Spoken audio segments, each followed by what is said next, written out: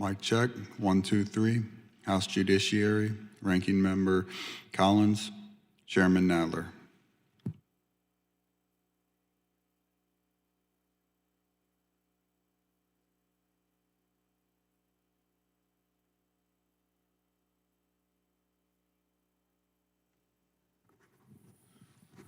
Mic check, 1, 2, 3. House Judiciary, Ranking Member Collins, Chairman Nadler.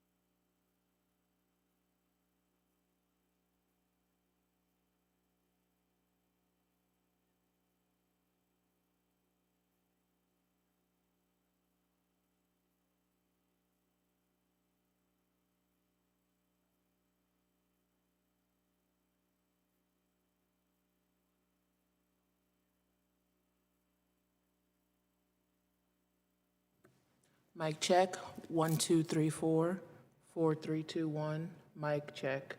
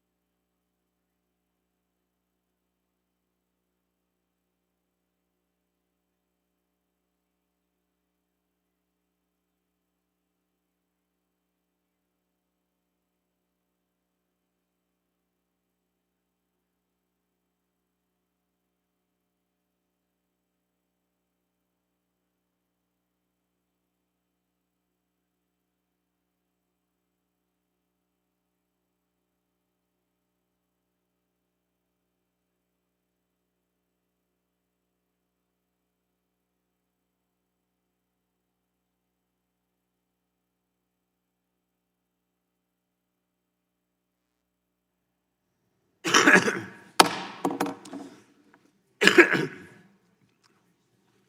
Judiciary Committee will please come to order, a quorum being present. Without objection, the Chair is authorized to declare a recess at any time. Pursuant to Committee Rule 2 and House Rule 11, Clause 2, the Chair may postpone further proceedings today on the question of approving any measure or matter or adopting an amendment for which a recorded vote for the ayes and nays are ordered. Pursuant to notice, I now call up H.R. 5602, the Domestic Terrorism Prevention Act of 2020, for purposes of markup, and move that the committee report the bill favorably to the House. The clerk will report the bill. H.R. 5602, to authorize dedicated domestic terrorism offices within the Department of Homeland Security and the Department of Justice and the Federal Bureau of Investigation to analyze and monitor domestic terrorist activity. Without objection, the bill is considered as read and open for amendment at any point.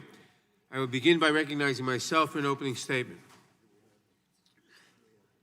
With consideration of H.R. 5602, the Domestic Terrorism Prevention Act of 2020, the Judiciary Committee takes reasonable, meaningful steps to address the rising menace of white supremacist groups. This bill creates 3 offices, one each within the Department of Homeland Security, the Department of Justice, and the FBI, to monitor, investigate, and prosecute cases of domestic terrorism. These newly created offices would issue joint biennial reports to Congress assessing the state of domestic terrorism threats with a specific focus on white supremacists.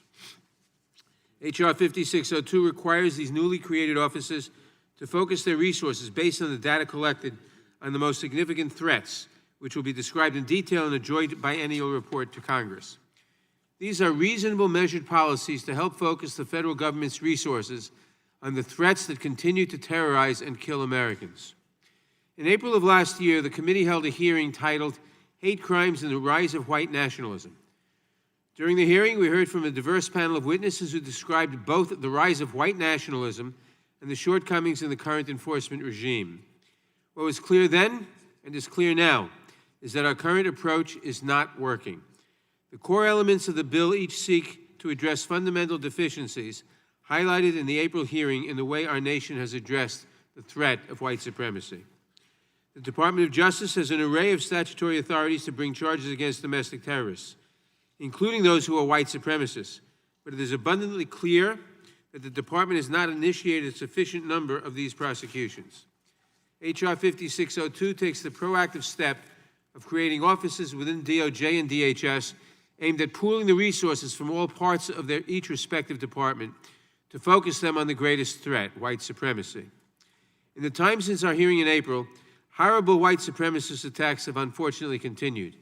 The shooting spree at a Walmart in El Paso, Texas last August, which left 22 people dead and 24 more wounded, marked the deadliest attack in modern times against the Latino community in the United States. The El Paso attack was also the 3rd deadliest act of violence by a domestic terrorist in more than 50 years. Sadly, no faith group has been spared. In 2012, a white supremacist entered a Sikh temple in Milwaukee and murdered 6 people. 3 years later, 9 worshipers were murdered by a white supremacist at the Emmanuel African Methodist Episcopal Church in Charleston. And in 2018, 11 congregants at Pittsburgh's Tree of Life Synagogue were gunned down in the middle of Shabbat services. This shooting was emblematic of the disturbing uptick in anti-Semitism and violence against Jews in recent years. According to the Anti-Defamation League, since the deadly rampage at the Tree of Life Synagogue, at least 16 white supremacists have been arrested for their alleged role in terrorist plots and attacks and threats against the Jewish community. This issue hits close to home for me. In New York City alone, the NYPD reported more anti-Semitic incidents in 2019 than all other hate crimes put together. Over the last decade, right-wing extremists have been responsible for 76% of all domestic extremist-related murders. To ensure that law enforcement across the country has the tools to stand against white supremacists, H.R. 5602 establishes the Domestic Terrorism Executive Committee, which must meet at least 4 times per year to coordinate with U.S. attorneys and other public safety officials to promote information sharing and ensure an effective, responsive, and organized joint effort to combat domestic terrorism. It also directs the FBI to assign a special agent or hate crimes liaison to each FBI field office to investigate hate crime incidents with a nexus to domestic terrorism. Every part of the country deserves responsive, well-trained law enforcement officers to protect all Americans from white supremacist violence. The bill therefore requires DOJ and DHS to review the training each department provides to state and local law enforcement to ensure that their programs include training and resources to assist law enforcement agencies in understanding, detecting, deterring, and investigating acts of domestic terrorism and violent white supremacy. This legislation would take an important step toward curbing hateful and dangerous incidents of violence by focusing law enforcement resources to address the greatest threats. I thank Representative Brad Schneider and Senator Dick Durbin for their diligent work in developing and introducing the Domestic Terrorism Prevention Act here in the House and in the Senate. I ask the members of this committee to join me in denouncing white supremacy in all forms and to support this legislation today. I now recognize the ranking member's opening statement will be placed in the record. I now recognize the chair of the Subcommittee on Crime, Terrorism, and Homeland Security, Ms. Bass, for her opening statement. That statement, too, will be put in the record. I now recognize the ranking member of the Crime...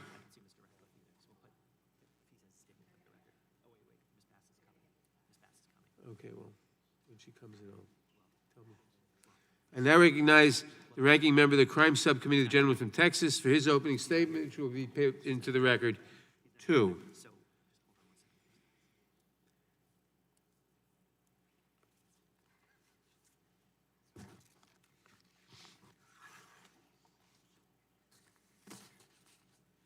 I now recognize the chair of the Subcommittee on Crime, Terrorism, and Homeland Security, Ms. Bass, for her opening statement.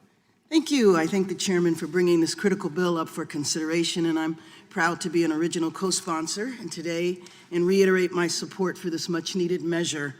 While H.R. 5602, the Domestic Terrorism Prevention Act of 2020, has many important provisions, none is more important than the section that helps federal, state, and local governments focus on the clear and present threat posed by white supremacy.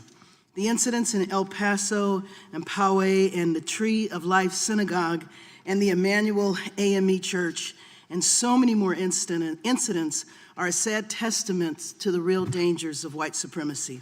Indeed, generations of African Americans have remained all too familiar with racial terror. Since the FBI began publishing data on hate crimes in 1995, anti-Black hate crimes have consistently been a plurality in the statistics. Yet at the very same time, the FBI should be pooling together all of its resources to combat this. The agency has adopted a somewhat misguided approach, focusing some of its precious resources on phantom groups, such as the so-called, quote, Black identity extremists. The FBI's 2017 intelligence assessment from the Counterterrorism Division characterized Black activists and groups seeking to hold police accountable for unconstitutional policing practices as Black identity extremists and suggested these individuals and groups might resort to violence. At this critical moment, the FBI must redirect all its available resources from the speculative threats to the actual threats that are killing Americans. And we just had the director here a few weeks ago, and it is still not clear to me whether the FBI has abandoned this category and has abandoned the surveillance of these groups. This bill encourages the FBI to redirect these resources by not only calling for the collection and analysis of domestic terrorism data, but also requiring the FBI to focus its limited resources on threats that are truly responsive to the needs of communities facing domestic terrorist threats. The offices that this bill authorizes would issue joint biannual reports to Congress assessing the state of these threats with a specific focus on white supremacy. Importantly, H.R. 5602 requires DOJ and DHS to review the training each department provides to state and local law enforcement. Under this bill, the training provided must focus on assisting local law enforcement agencies in detecting, deterring, and investigating aspects of domestic terrorism and violent white supremacy. As the first responders to attacks, local law enforcement must be given the resources they need to assess and address real and present danger. Now, not all states have hate crime laws. This is a problem. Not all communities have law enforcement trained in responding to hate crimes and domestic terrorism. This is also a problem. That this is still true in 2020 should be a national scandal. This bill seeks to ensure that if a hate crime were to occur anywhere in the country, a federal law enforcement specialist would be able to respond. It does so by directing the FBI to assign a special agent or hate crime liaison to each FBI field office to investigate hate crime incidents with a nexus to domestic terrorism. Some critics have suggested that Congress should create a new statute to criminalize domestic terrorism, placing it on par with international terrorism charges. The current definition of domestic terrorism under the Patriot Act is overly broad and vague and invites overreach. But there are over 50 federal terrorism-related charges and hate crime statutes that provide law enforcement with the necessary tools to investigate and prosecute domestic terrorism. The crisis at hand is not a question of needing to add more authorities. It is a question of having the will to prosecute those who endanger the United States. There remains little doubt that the federal government's approach needs to change. This bill directs the executive branch to engage in rigorous analysis and redirect its resources to fight the greatest threat, a threat that even the FBI has identified as white supremacy. I thank the chairman for taking up this matter. I'm proud to support it, and I yield back the balance of my time. The gentlelady yields back. Without objection, all other opening statements will be included in the record. Objection. Gentleman will state his objection. Yes, we've had these opening statements from Republicans proposed to be entered for the record, but no one has given an opening statement verbally. It just seems to be as terribly unbalanced as the bill is. There was a time when my friends across the aisle would support efforts to stop violence against anyone instead of just choosing only to be against violence of left or right extremists against left. Those of us on this side of the aisle just oppose violence, and so. The gentleman is not talking about Opening statement, purpose. yes I am. Wait. That's it. Statement, the purpose, gentleman was recognized for the purpose of making a statement, an opening statement. The gentleman was incorrect in any event. The ranking members were called upon. That they weren't here was not my concern. I now recognize myself for purposes of offering an amendment in the nature of a substitute. The clerk will report the amendment. Amendment in the nature of a substitute to H.R. 5602, offered by Mr. Nadler. Strike all that follows after the enacting clause and insert the following. Without objection, the amendment in the nature of a substitute will be considered as read and shall be considered as base text for purposes of amendment. And now I recognize myself to explain the amendment. The amendment in the nature of a substitute makes no substantive changes to the underlying bill. It simply clarifies the reporting requirements in Section 4 of the bill and affords the Director of the Community Relations Service discretion to engage with the community after an attack rather than mandating such engagement. These minor changes strengthen the bill, and I urge all members to support the amendment. Are there any amendments to the amendment in the nature of... I now recognize the ranking member for any comments he may have on the amendment. The ranking member is not here. Are there any amendments to the amendment in the nature of a substitute? Who seeks recognition? For what purpose does the gentleman seek recognition? I have an amendment at the desk. The clerk will report the amendment. Amendment to the amendment in the nature of a substitute to H.R. 5602, offered by Mr. Buck of Colorado. On page 1, at the end of line 6, insert the following. Antifa and far left-wing extremists together with. On page 1, line 8, insert 1 between R and the. On page 6, between lines 15 and 16, insert the following and redesignate all that follows accordingly. 2, the anarchist, socialist, progressive, political left in the United States, particularly since President Trump won the 2016 presidential election, has engaged in a series of criminal acts used to intimidate and terrorize peaceful, law-abiding citizens, law enforcement personnel, members of the United States military, and elected officials, regularly Without resulted. objection, the amendment will be Objection. considered as read. Objection, sir. I'd You're like it objecting read. to the amendment being read? I want it read. Objecting to Clerk will waiver proceed. of it being read. The clerk will proceed. In violent assaults, vandalism, and death threats, including in each of the following incidents. A, on March 4th, 2010, a registered Democrat with anti-government views shot and wounded 2 Pentagon police officers.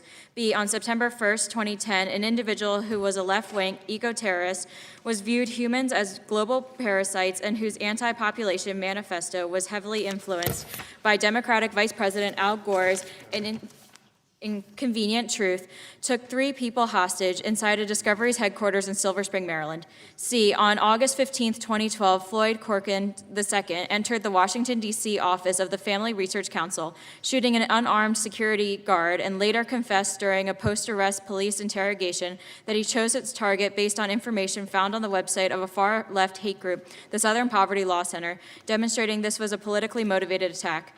D, on August 15, 2013, an envelope containing written addressed to a Republican United States senator was intercepted by the United States Capitol Police, and it was later determined had been mailed by James Dusecki, who unsuccessfully ran for election for commissioner of Lee County, Mississippi as a Democrat.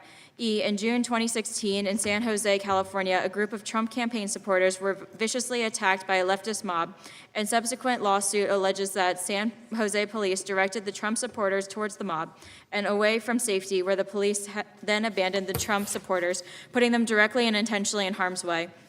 F, on July 7, 2016, an individual shot and killed 5 Dallas police officers and wounded 9 others, along with 2 civilians, and according to the Dallas Police Department, stated he wanted to kill white people, especially white officers.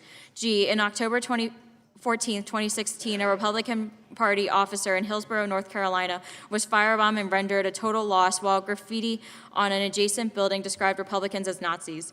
H, in November 2016, a female high school student in San Mateo County, California, was attacked by a group of students because she expressed support for presidential candidate Donald Trump. I, on November 6, 2016, the president of Cornell University's College Republicans was physically assaulted on election night, and her attackers commented, made clear the attack was politically motivated. J, on November 7, 2016, a Central Florida student at Bayside High was holding a Trump sign when he was viciously assaulted by another student and punched in the face. The attackers made clear the victim was motivated by politics and race. The victim was white. K, on January 20th, 2017, the day President Trump was inaugurated, at least 217 violent left-wing protesters were arrested on a variety of charges, including vandalism and assault. L, in January 2017, 4 Chicago teens engaged in a hate crime, assaulting a disabled high school student while making derogatory comments about President Trump. M, on January 30th, 2017, a mob of left-wing Trump protesters attacked a man at the Portland International Airport, striking him in the head 3 times with a metal object and rendering him unconscious, and then cheering as some in the crowd stomped on the man. And in February 2017, left-wing protesters attacked a 71-year-old congressional staff in California, striking her unconscious. O, in March 2017, the youngest son of Virginia's United States Senator Tim Kaine, the vice presidential running mate of Hillary Clinton, in 2016 was part of a leftist group that threw a smoke bomb to disrupt a pro-Trump event. Kaine eventually pled guilty to criminal conduct. P, in April 2017, 3 conservative political events, 2 in California and 1 in Oregon, had to be canceled as a result of terrorist threats of violence directed at the event speakers. Q, in May 2017, the Federal Bureau of Investigation arrested an individual who had made repeated threats that he was going to shoot a Republican congresswoman from Arizona because of her support for President Trump. R, on May 11, 2017, Weakley County Sheriff's officers in Tennessee arrested a 33-year-old woman for an incident that occurred on May 8, 2017. The woman followed the car of a Republican lawmaker, running it off the road, and then pounded her fist on the car and attempted to reach into it. She was later charged with felony reckless endangerment. S, on May 11, 2017, police were forced to escort an angry man from a town hall of then Representative Kevin Cramer after the man became physical with Cramer on the day prior. The Huffington Post called on the resistance of the political left to harass Republican elected officials in public and in their homes. T, on June 14, 2017, Jake Hawkinson, a volunteer of Bernie Sanders' 2016 presidential campaign who raged against Republicans and who used social media and websites to post anti-Trump sentiment, shot Republican Whip Steve Scalise, a Republican congressional staff member, and a U.S. Capitol Police officer, Crystal Griner, at a practice session for the congressional baseball game. On June 15, 2017, the FBI investigated a suspicious package containing a white powdery substance and threatening note that was sent to Karen Handel, a Republican candidate for Congress from Georgia, and several similar packages sent to her neighborhood. On August 2017, the media reported that the home of Secretary of Housing and Urban Development had been vandalized by left-wing advocates who damaged the property with hateful rhetoric about President Trump. On August 17, 2017, a Democratic Missouri State Senator, Maria Chappell-Nadel, used social media to post, "I hope Trump is assassinated." When called on to resign for her hateful rhetoric, Chappell-Nadel stated, "There is no way in hell I am resignating."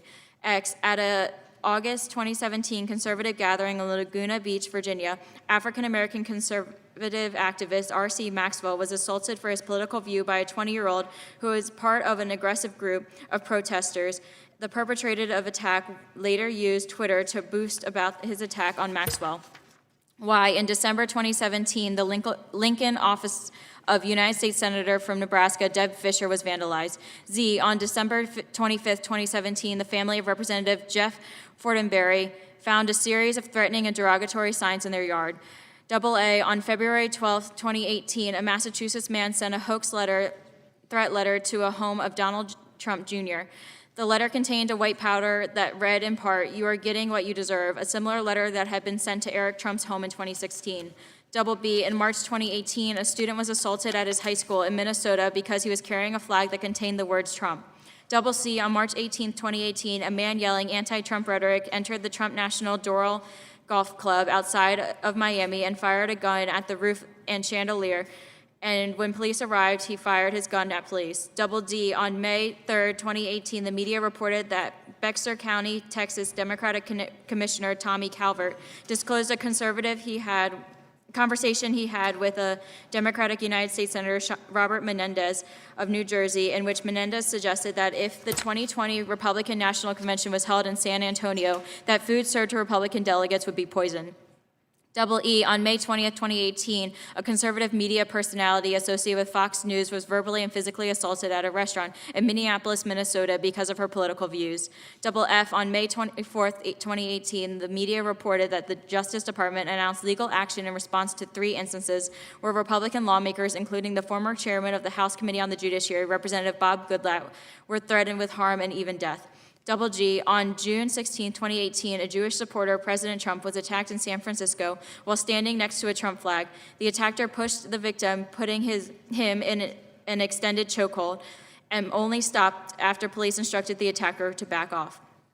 On June 25, 2018, a flash mob of Democratic Socialists went to the home of then Secretary of Department of Homeland Security, Christian Nielsen, with the intention of intruding on her privacy.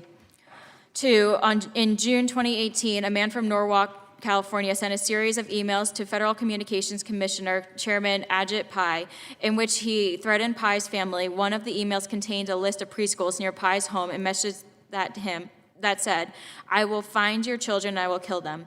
The man was motivated because of the FCC's actions related to net neutrality.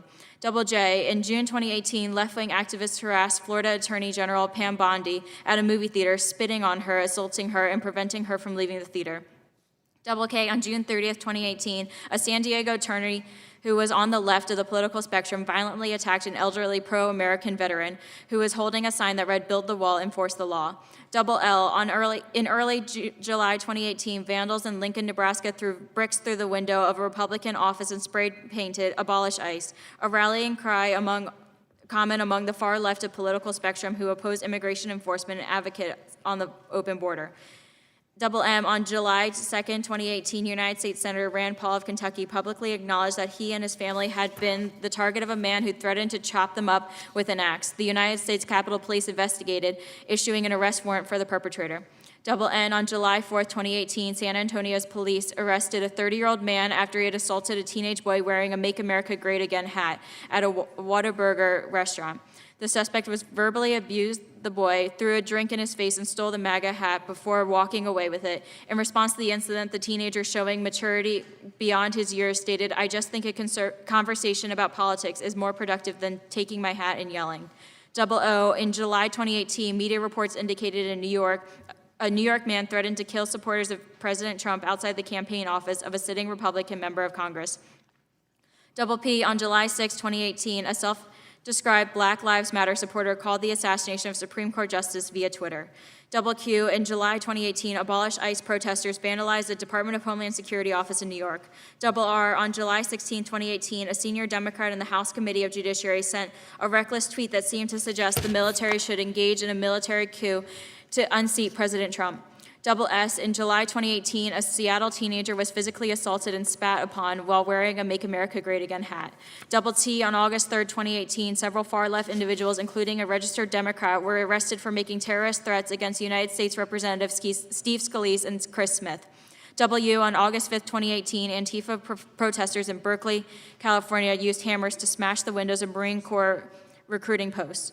Double V, in early August 2018, near Sacramento, California, Antifa racists attacked a religious ski who was putting up yard signs for a Republican congressman. The Antifa group hurled anti-immigrant insults at the man while beating him.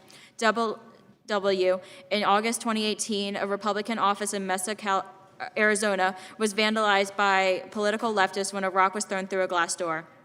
Double X, on September 6, 2018, a Republican office in Laramie, Wyoming, that is used by the Albany County Republican Party and Wyoming College Republicans, was firebombed. Double Y, on September 11, 2018, Alameda County, California law enforcement arrested a man after he was pulled a switchblade and attempted to stab a Republican candidate for Congress. The attacker's comments made clear that the attack was politically motivated. Double Z, on September 25, 2018, Antifa in Washington, D.C. sent a threatening tweet about Republicans, including suggesting that a sitting United States Republican senator was not safe. Double A, on AAA, on October 2nd, 2018, vandals attacked a Republican office in Illinois, spray painting it in graffiti. Triple B, on October 2nd, 2018, two people working in a campaign office in a Republican United States senator were hospitalized after being exposed to a white powdery substance set to terrorize the office. Triple C, on October 2nd, 2018, protesters were arrested in Longworth House office building after they assaulted a Republican member of Congress. Triple D, on October 3rd, 2018, President Trump was the target of a politically motivated ricin mail attack. On the same day, Defense Secretary James Mattis, the FBI Director Chris Wray were targets of similar attacks. Triple E, on October 4th, 2018, media reports that a staff member in the personal office of a Democratic member of the House Committee on the Judiciary were arrested for doxing several Republican senators who had supported the nomination of Brett Kavanaugh. The staff members also threatened to release private information such as health records for Republican senators' children in retaliation for their vote. Triple F, on October 11, 2018, the Metropolitan Republican Club in Manhattan was vandalized. Windows were broken with rocks, doors defaced, and Antifa graffiti was left behind. A note from the attackers made clear the attack was politically motivated. Triple G, on October 16, 2018, someone claimed to have sent a letter containing ricin to home of Republican state senator who voted in support of the Kavanaugh nomination in the Supreme Court of the United States. Triple H, on October 16, 2018, the female campaign manager for the Republican candidate for governor in Nevada was physically assaulted by a Democratic operative who was associated with the group funded by liberal billionaire George Soros. The attacker was arrested, had also been arrested earlier in the year for assaulting a female press aide and Interior Secretary Ryan Zinkel. 3, on October 23, 2018, a rock was thrown into district office of a Republican member of Congress from California, and the perpetrators also stole office equipment. Triple J, on October 25, 2018, a Republican office in Iowa City, Iowa, was vandalized. Triple K, on October 29, 2018, 4 gunshots was fired into the Volusia County, Florida Republican headquarters. Triple L, on November 8, 2018, violent progressives linked with Antifa attempted to break into Fox News host Tucker Carlson's house while his family was home. The violent leftist mob left threatening messages and vandalized the Carlson home, driveway, and car. Police were characterized the attack as politically motivated hate crime. Triple M, immediately before the November 2018 elections, while engaging in campaign activities and wearing a Make America Great Again hat, a man was attacked while walking in downtown Tucson, Arizona. The attacker jumped the victim from behind and stomped on his ankle, breaking in 4 places. The victim was repeatedly hit while the attacker shouted that Republicans were Nazis. Triple N, on November 17, 2018, the Antifa member was arrested after punching and spitting on conservative activists in Portland, Oregon. Triple O, on January 5th and January 6, 2019, supporters of the United States Congresswoman Alexandria Ocasio-Cortez. The social media suggested Republican House Whip Steve Scalise should become the victim of deadly gun violence. At the time, the media reported that Ocasio-Cortez had not denounced calls of violence by her supporters who had threatened to assassinate Scalise. Triple P, on January 10, 2019, a leader of Antifa from Washington, D.C., was arrested and charged with multiple felonies in Philadelphia, Pennsylvania, stemming from a mob attack on 2 United States Marines in November 2018.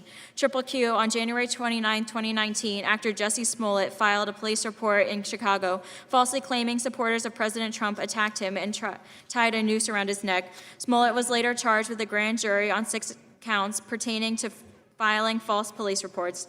Triple R, in February 2019, a liberal in Kentucky pulled a gun on another man who was wearing a Make America Great Again hat, pointed the gun in the victim's face and said, "It's a good day for you to die."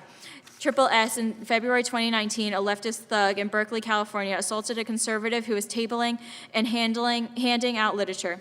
The victim's nose and eyes were injured as a result of the attack. Triple T, on February 25, 2019, in Edmond, Oklahoma, a high school student assaulted a younger classmate for wearing a Make America Great Again hat.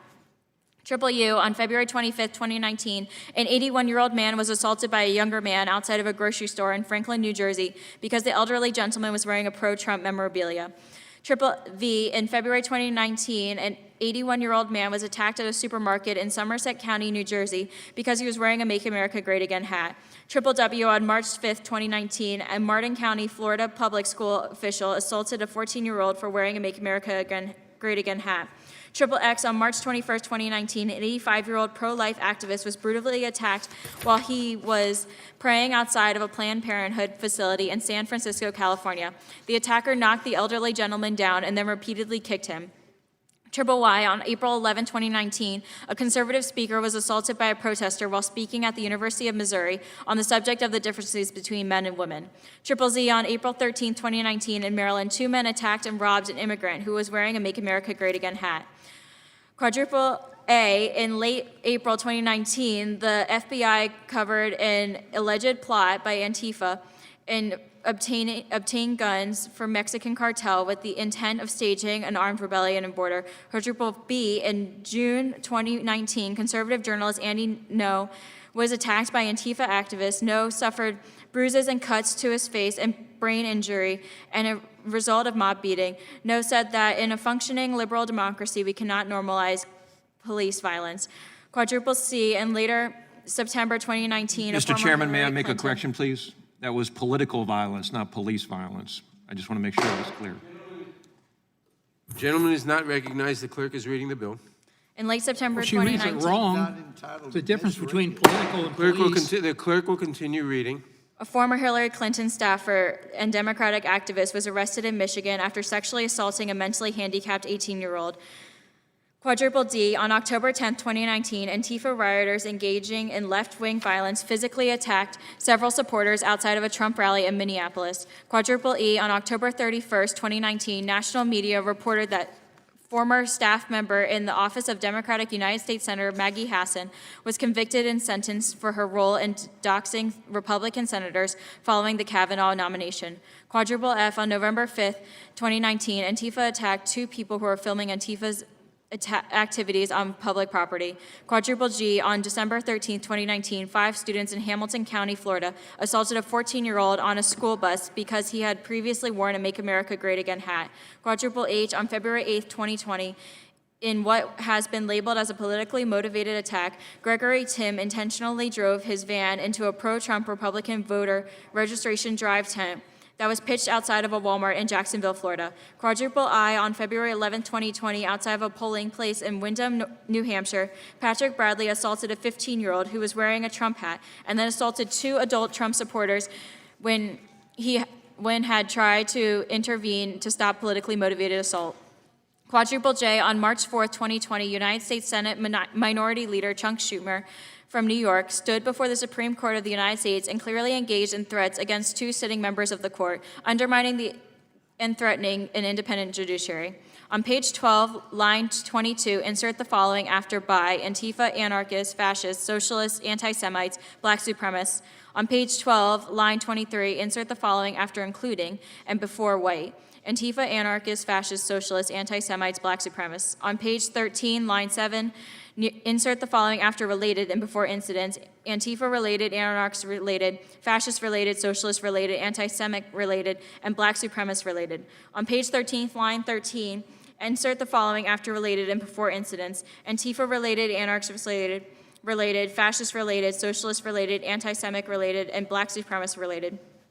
On page 13, line 25, insert the following after supremacy and before the colon, and the semicolon, and any other hateful ideology, including anti-Semitism, acts of terrorism motivated by anti-government sentiment, and other acts of terrorism which, because of their nature, are designated to intimidate and silence the political speech of or the exercise of any constitutionally protected rights by others.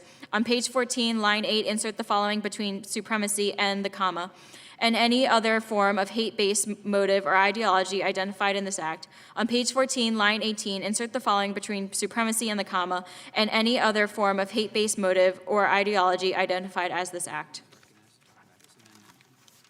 The gentleman is recognized for 5 minutes to explain his amendment. Mr. Chairman, unfortunately, you're reading a newspaper instead of listening to the The gentleman is recognized for the purpose of explaining his amendment and for no other purpose.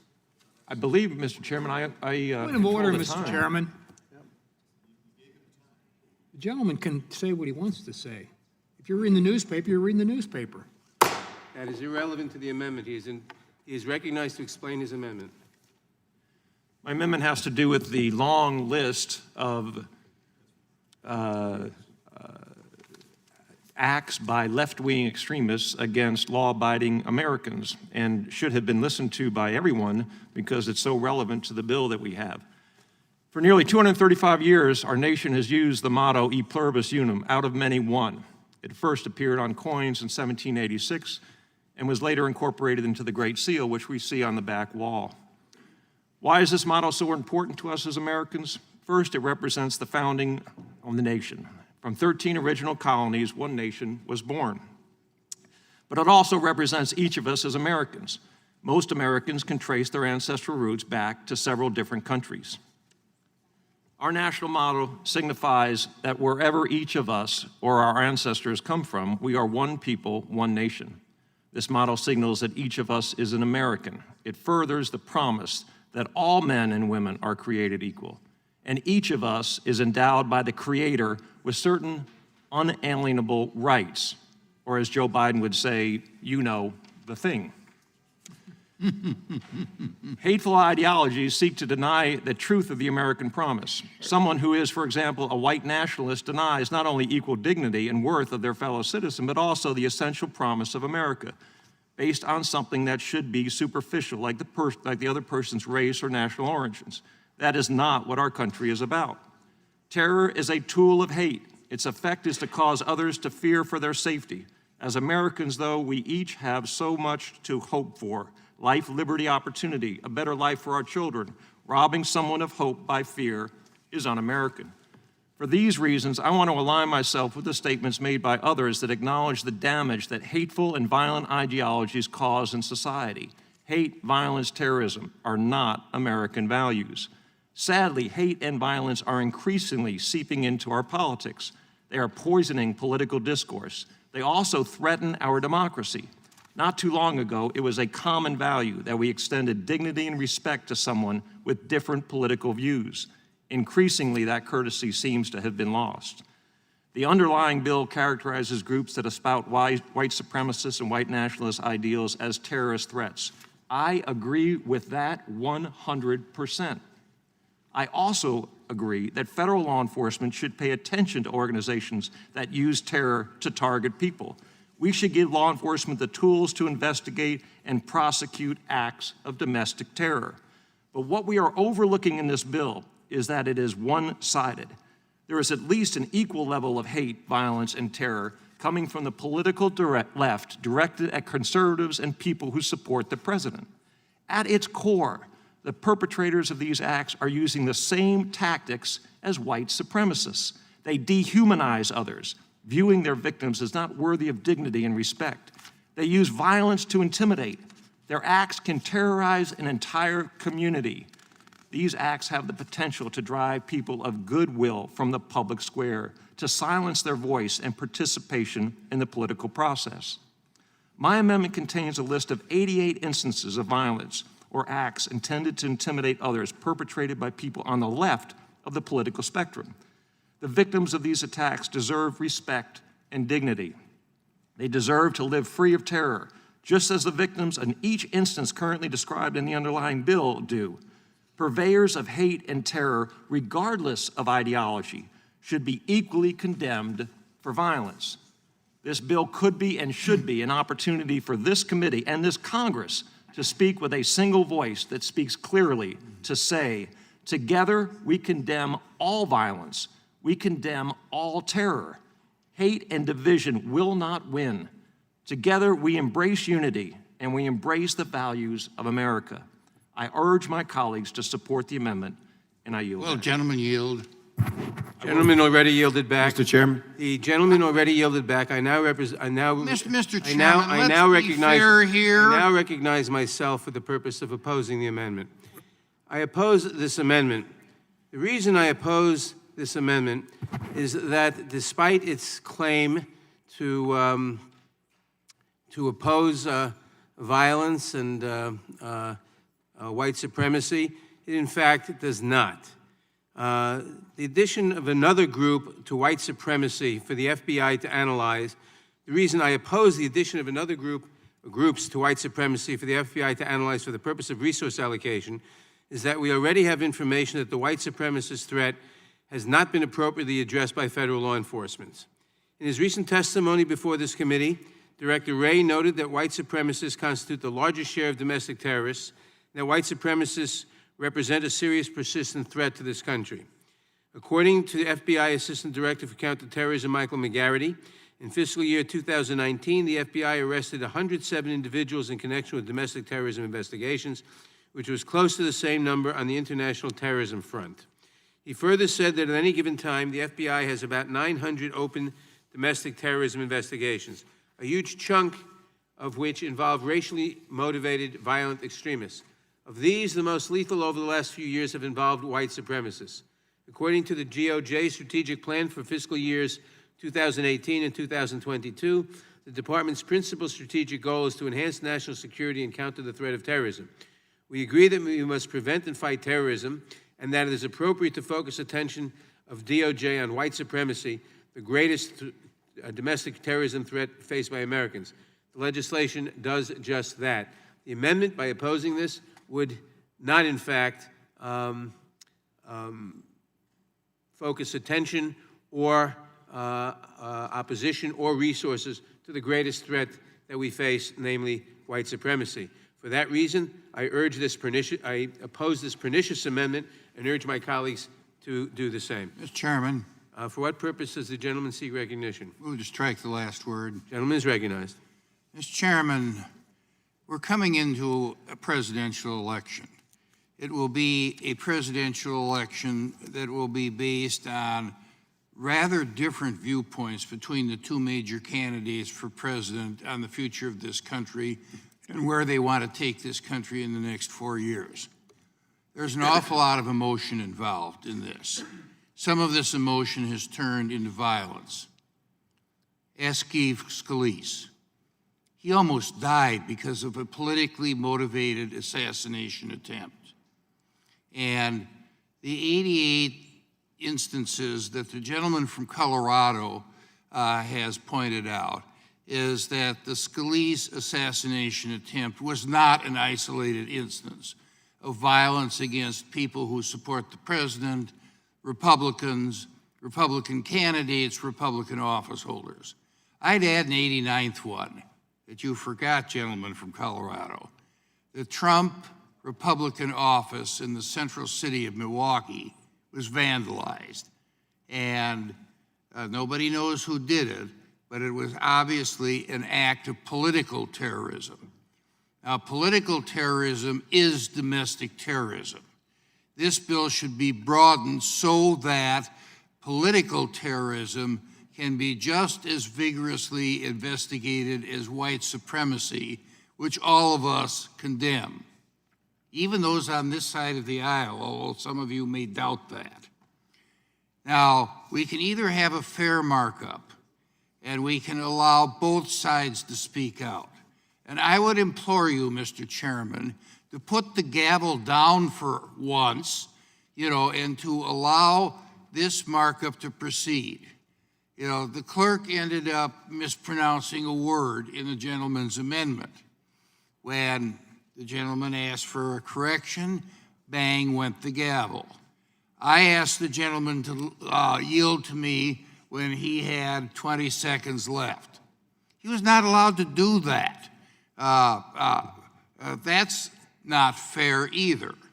And it seems to me that if this is not to be a hearing where those of us that do not agree with the narrowness of this bill end up getting shut down, then the crime that is being committed in this committee is just as bad as the crimes that this committee is attempting to prevent. I yield back. Does anyone else seek recognition? For what purposes, gentlelady from Pennsylvania seek I recognition? move to strike the last word. Gentlelady is recognized. Thank you, Mr. Chairman. I rise in opposition to this amendment and in favor of the underlying bill. And I thank you, Mr. Chairman, for so seriously taking the issue of domestic terrorism. I'm surprised by my colleagues on the other side of the aisle. Why would they not want to raise the issue of domestic terrorism and do everything in our power to chill it, to stop it, to halt it, to save lives? So thank you, Chairman Nadler, for holding a markup on Domestic Terrorism Prevention Act. From a church in South Carolina, Emmanuel AME, to a synagogue in my home state of Pittsburgh, Tree of Life, communities across the country continuously face the threat of domestic terrorism.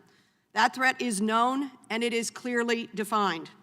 According to a May 2017 intelligence bulletin by the FBI and DHS, white supremacists were responsible for 49 homicides in 26 attacks from 2000 until 2016.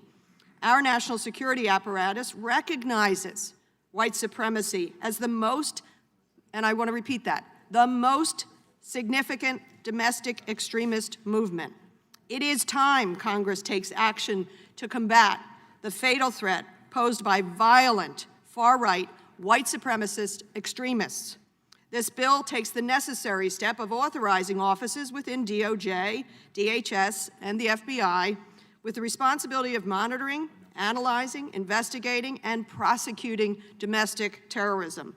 It also requires these agencies submit biannual reports to us, to Congress, to assess the threats posed by white supremacists. Importantly, it also requires federal authorities to provide training and resources to state and local law enforcement, who are often at the very front line of combating terrorism. White supremacy and domestic terrorism are problems not consigned to the history books. Sadly, we are living with them today. They are real, substantial threats to my communities, to your communities, to our country. This bill is a big step in the right direction to combating extremists most likely to take American lives. I am proud to vote for the Domestic Terrorism Prevention Act and hope my colleagues will join all of us in supporting this legislation. This is a very serious issue, and I hope my colleagues on the other side of the aisle grant it the seriousness it deserves. With that, I yield back. Mr. Chairman. The gentlelady yields back. Does anyone who else seeks recognition? For what purposes, gentleman from Ohio seek recognition? Mr. Chairman, move to strike the last word. Gentleman is recognized. Thank you, Mr. Chairman. White supremacists should be denounced, and if they commit violent or threatening behavior, they ought to be prosecuted. So I think that my colleagues on the other side of the aisle are absolutely correct in introducing legislation that would do that. However, where they go wrong is that they aren't including violence from the left, and there's a significant amount of that. We heard it in the time after time after time in the in the amendment showing a whole range, dozens and dozens and dozens of instances of places being vandalized, people being attacked, a whole range of things. And it's tough to read that. I have some sympathy for the person who was reading this. And there were mistakes as anybody would make. And nobody really said anything, but one of them was pretty critical, I think, and that's the fact that one of those incidences was, it was stated it was police violence when it actually stated political violence. The gentleman just tried to correct that, and the chairman jumped in, shut it down, and it's kind of ridiculous. In this committee, we can argue, we can debate in here, but some common sense ought to reign, and I think that's what's lacking here, and unfortunately, I think that's what the chairman, unfortunately, is lacking in what I see in this hearing.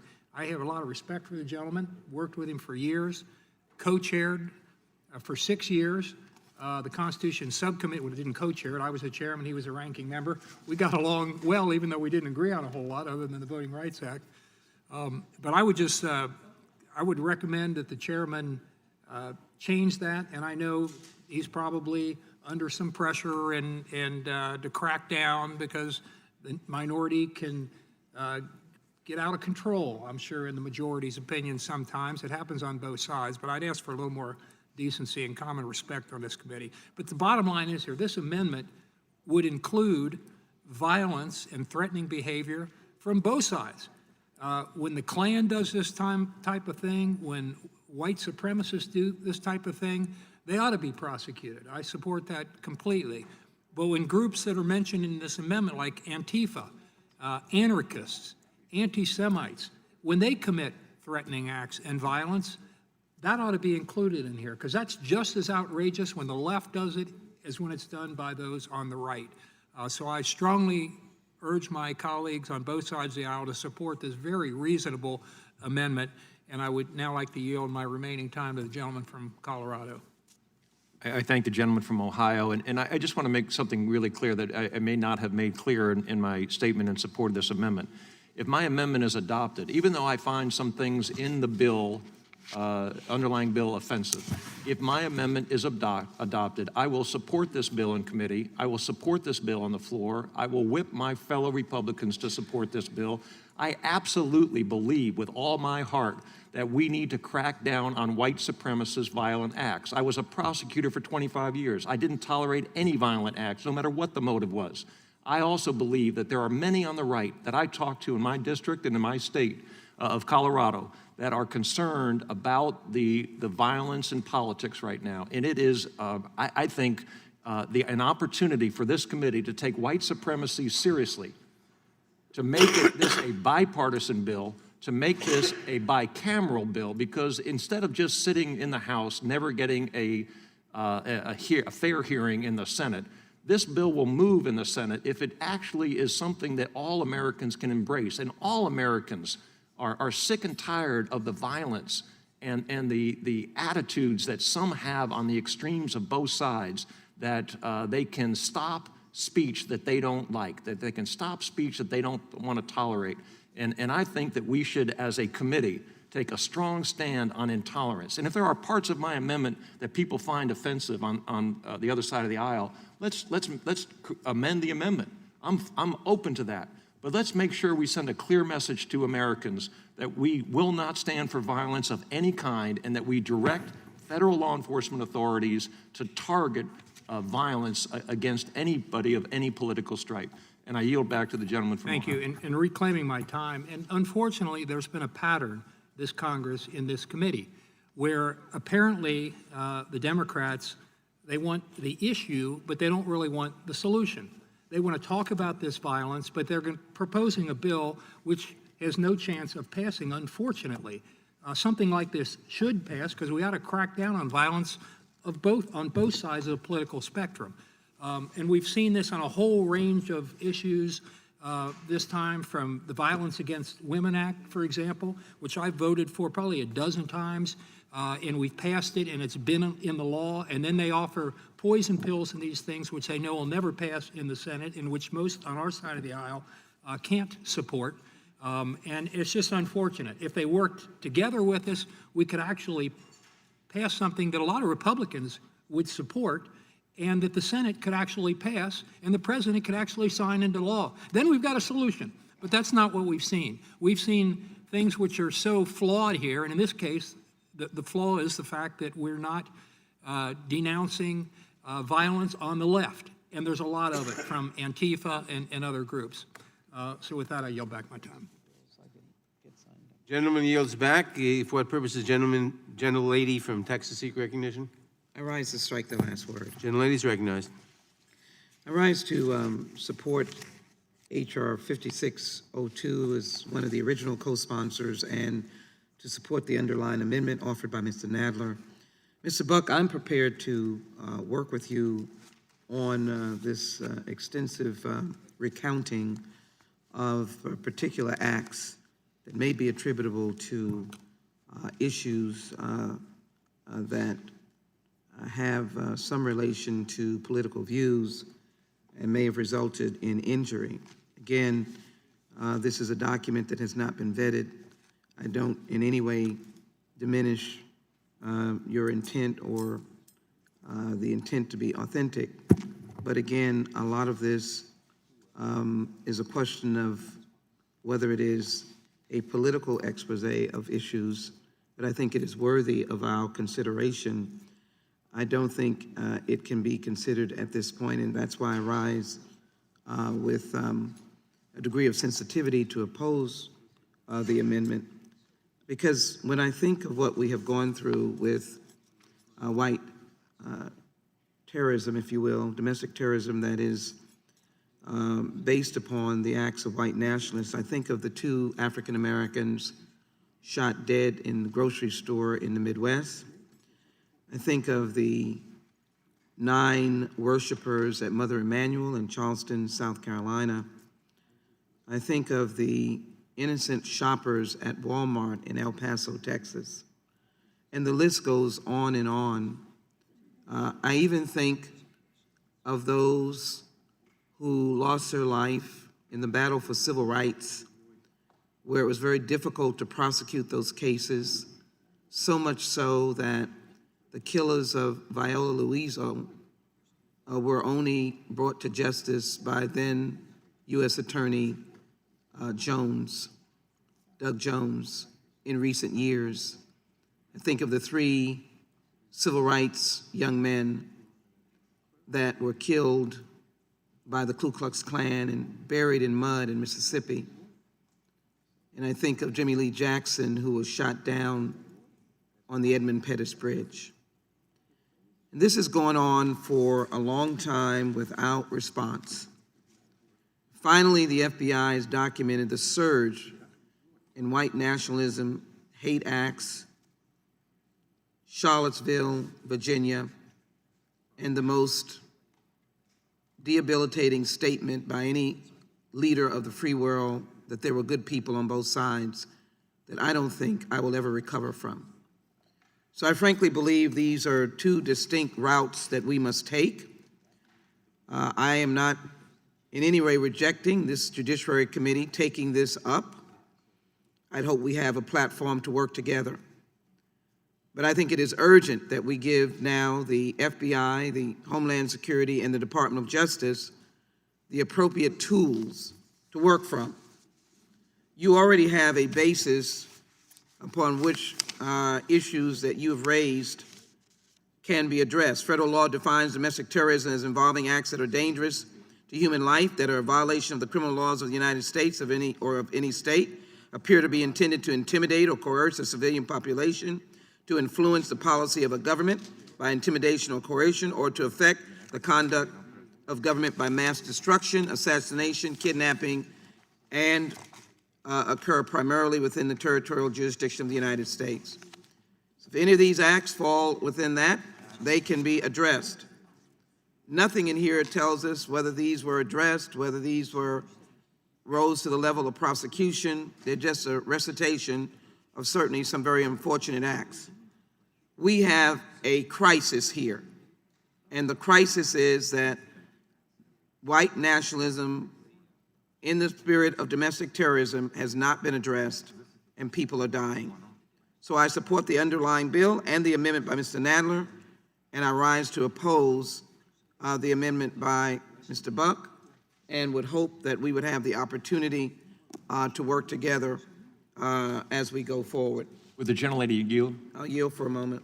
I appreciate that. First, I just want to thank the gentlelady for her remarks and her measured remarks, and I look forward to working with the gentlelady on this issue. And I wish that we could have worked on it before we got here, but I think it is important that we have a bipartisan bill that condemns white supremacy and other forms of political violence. So I thank the gentlelady. Reclaiming my time, and I thank the gentleman for his remarks.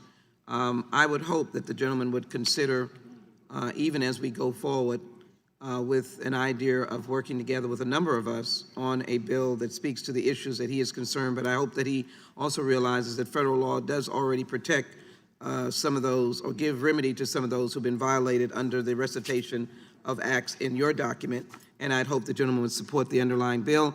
Remember, we have been dying as African Americans, as people in the different faiths, the Jewish faiths, Sikhs and others, for quite a while, and we're now trying to find a way to provide leadership from the federal government to help stem the tide of these terrible acts. With that, Mr. Chairman, and to Mr. Buck, thank you. I yield back.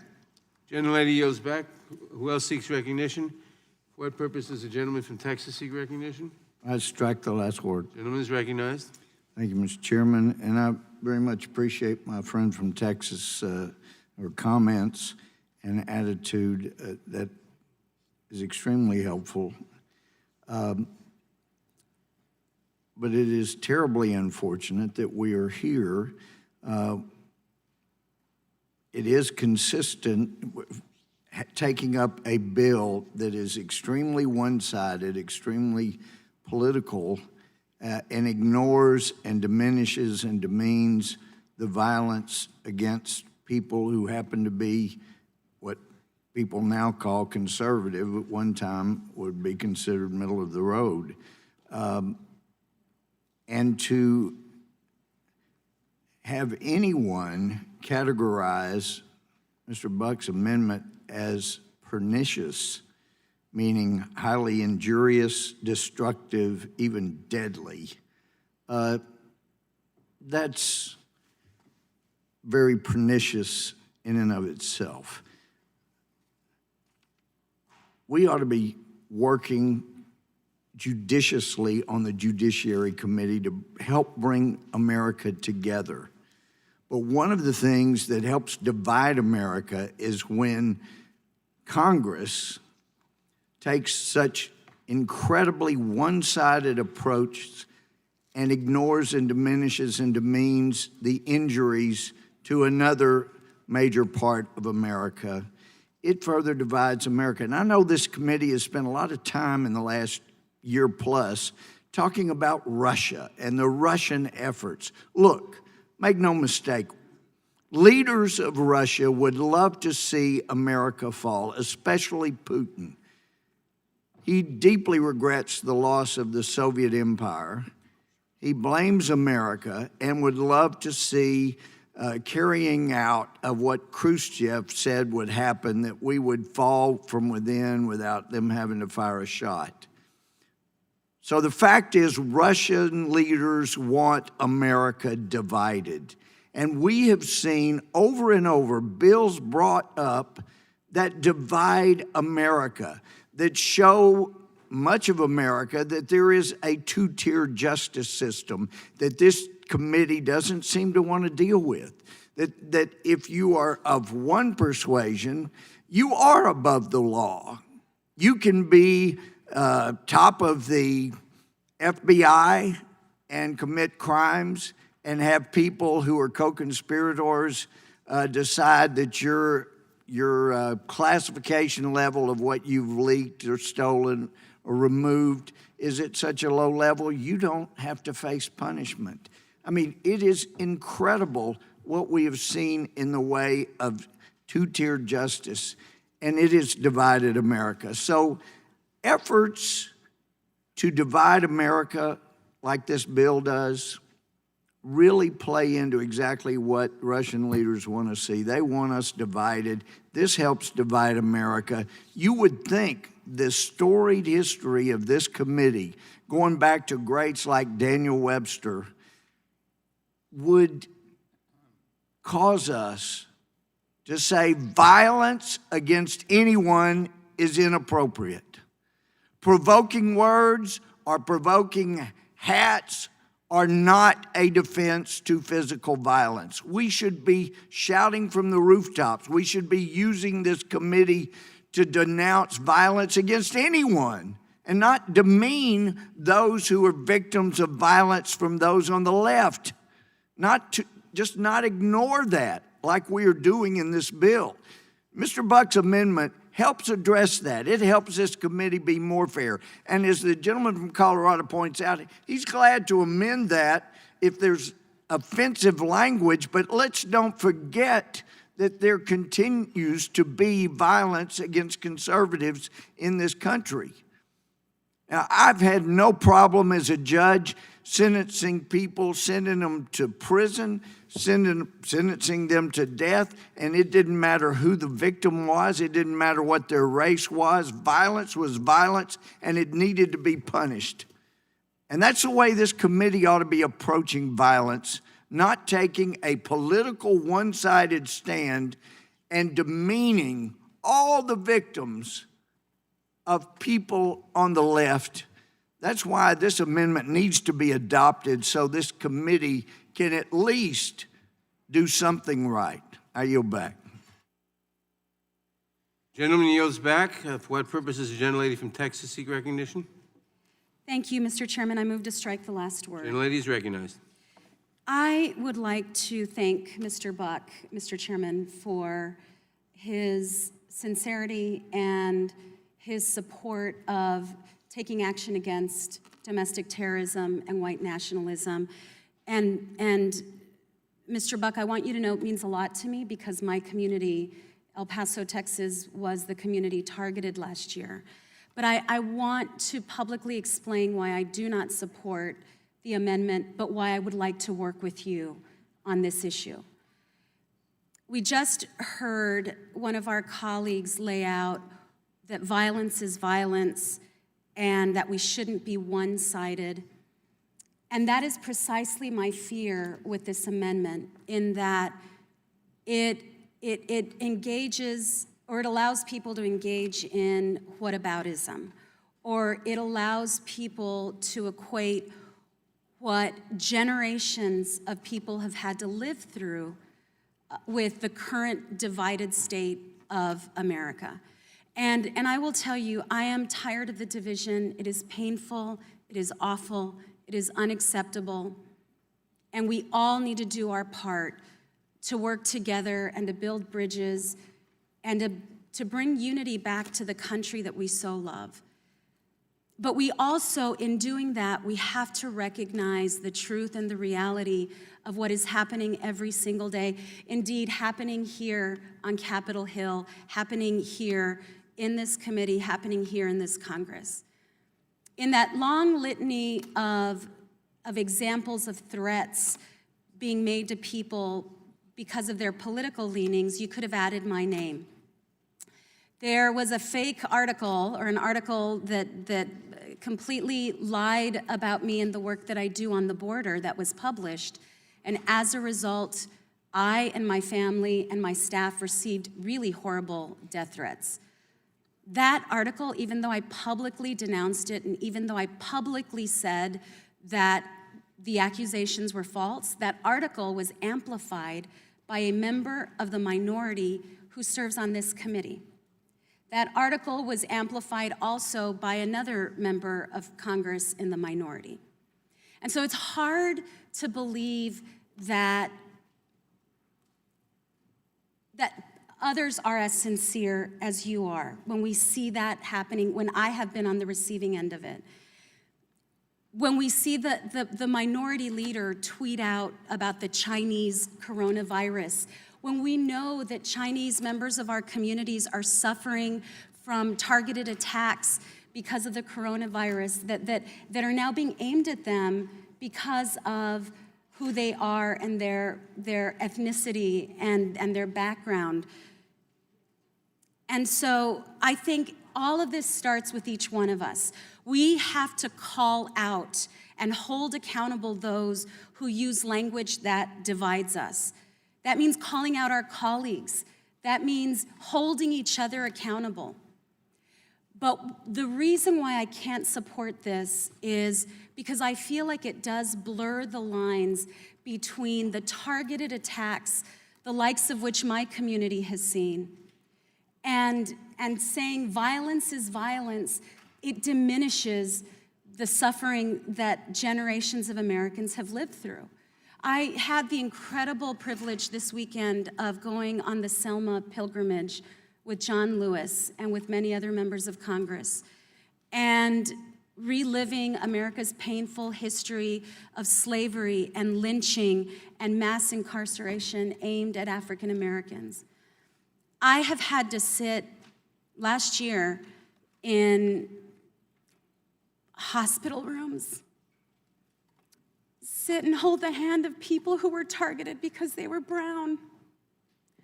As a country, we have to acknowledge that if we are to fight it. This bill is an important first step in doing that.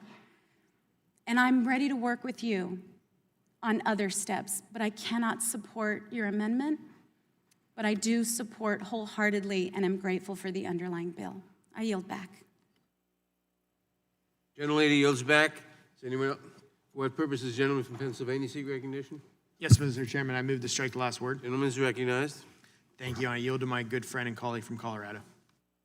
I thank the gentleman for yielding, and I just want to respond to my colleague from Texas, if I may. First of all, my heart grieved like so many after the El Paso shooting, and the anger that I felt because of somebody that I can only describe as a total nut job that thinks that somehow he is justified in causing harm to people because of the color of their skin or their political views or their you know, what may be their perceived native land is absolutely disgusting and shouldn't be tolerated in this country. And I absolutely acknowledge, as my colleague from Texas did earlier, that there has been for too long in this country's history white on black violence and white on brown violence and racism and xenophobia and other sentiments that absolutely shouldn't be tolerated. And we as a country have moved a long way, but not long enough, not far enough, and we need to do better. All I'm asking my friends on the Democrat side to do is to make this bipartisan, bicameral, so that we can attack white supremacy. This bill goes nowhere. It will get very few, if any, Republican votes, and it goes nowhere in the Senate.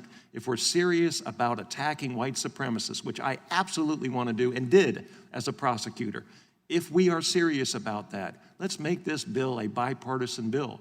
And my amendment is flawed. I don't for a minute suggest that anyone on your side of the aisle is going to vote for it, but let's call a timeout. Let's work together. Let's create a bill that we can all be proud of. And you know, after the impeachment hearings, America's tired of us fighting. America would love to see a bill like this move forward in the United States House and United States Senate and signed by this president so that we can all take credit for addressing a major concern. And so I appreciate the lady's remarks, and I know that she's sincere in her remarks about my intentions for this amendment. I understand that she can't vote for it. I get that, but I hope at some point that we can form a little group, spend a breakfast, work through this bill, and maybe at the Rules Committee or some other opportunity, pass legislation from this House that condemns white supremacy, white nationalism, violence, but also recognizes that many people in my district are afraid.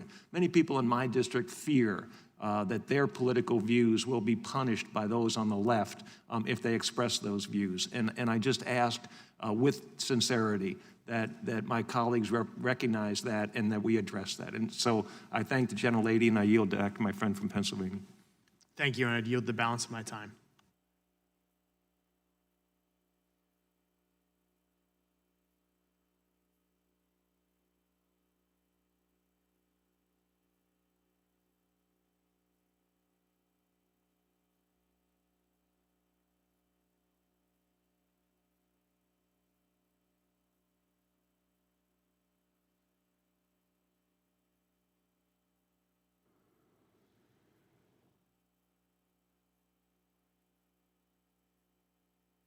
Mr. Nadler? No. Mr. Nadler votes no. Ms. Lofgren? Ms. Lofgren votes no. Ms. Jackson Lee?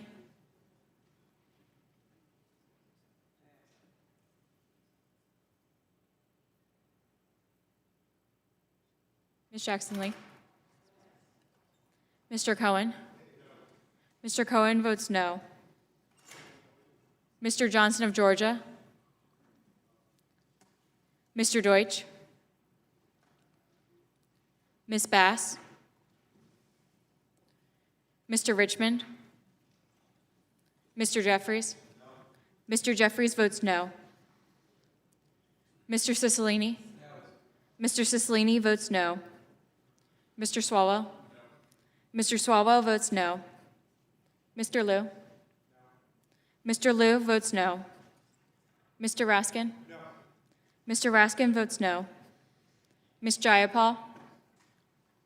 Ms. Demings? Mr. Correa? Ms. Scanlon? Ms. Scanlon votes no. Ms. Garcia? No. Ms. Garcia votes no. Mr. Neguse? No. Mr. Neguse votes no. Ms. McBath? Mr. Stanton? No. Mr. Stanton votes no. Ms. Dean? No. Ms. Dean votes no. Ms. McCarcel Powell? No. Ms. McCarcel Powell votes no. Ms. Escobar? No. Ms. Escobar votes no. Mr. Collins? Mr. Sensenbrenner? Aye. Mr. Sensenbrenner votes aye. Mr. Shabbat? Mr. Gomert? Aye. Mr. Gomert votes aye. Mr. Jordan? Mr. Buck? Aye. Mr. Buck votes aye. Mr. Radcliffe? Ms. Roby? Mr. Gates? Mr. Johnson of Louisiana? Mr. Biggs? Mr. Biggs votes aye. Mr. McClintock? Ms. Lesko? Ms. Lesko votes aye. Mr. Reschenthaler? Mr. Reschenthaler votes aye. Mr. Klein? Mr. Klein votes aye. Mr. Armstrong? Mr. Armstrong votes yes. Mr. Stubbe? Mr. Stubbe votes yes. Are there any members who haven't voted or wish to vote? Mr. Deutsch? Mr. Deutsch votes no. Ms. Bass? Ms. Bass votes no. Ms. Jackson Lee? Ms. Jackson Lee votes no. Mr. Correa? Mr. Correa votes no. Are there any other members who wish to vote who haven't voted? The clerk will report.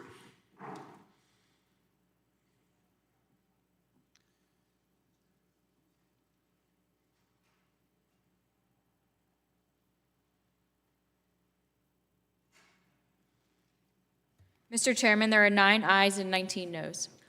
The amendment is not agreed to. Are there any other amendments? For what purpose does the gentleman from Pennsylvania seek recognition? Yes, Mr. Chairman, I have an amendment at the desk. Clerk will report. Amendment to the amendment in the nature of a substitute to H.R. 5602, offered by Mr. Reschenthaler.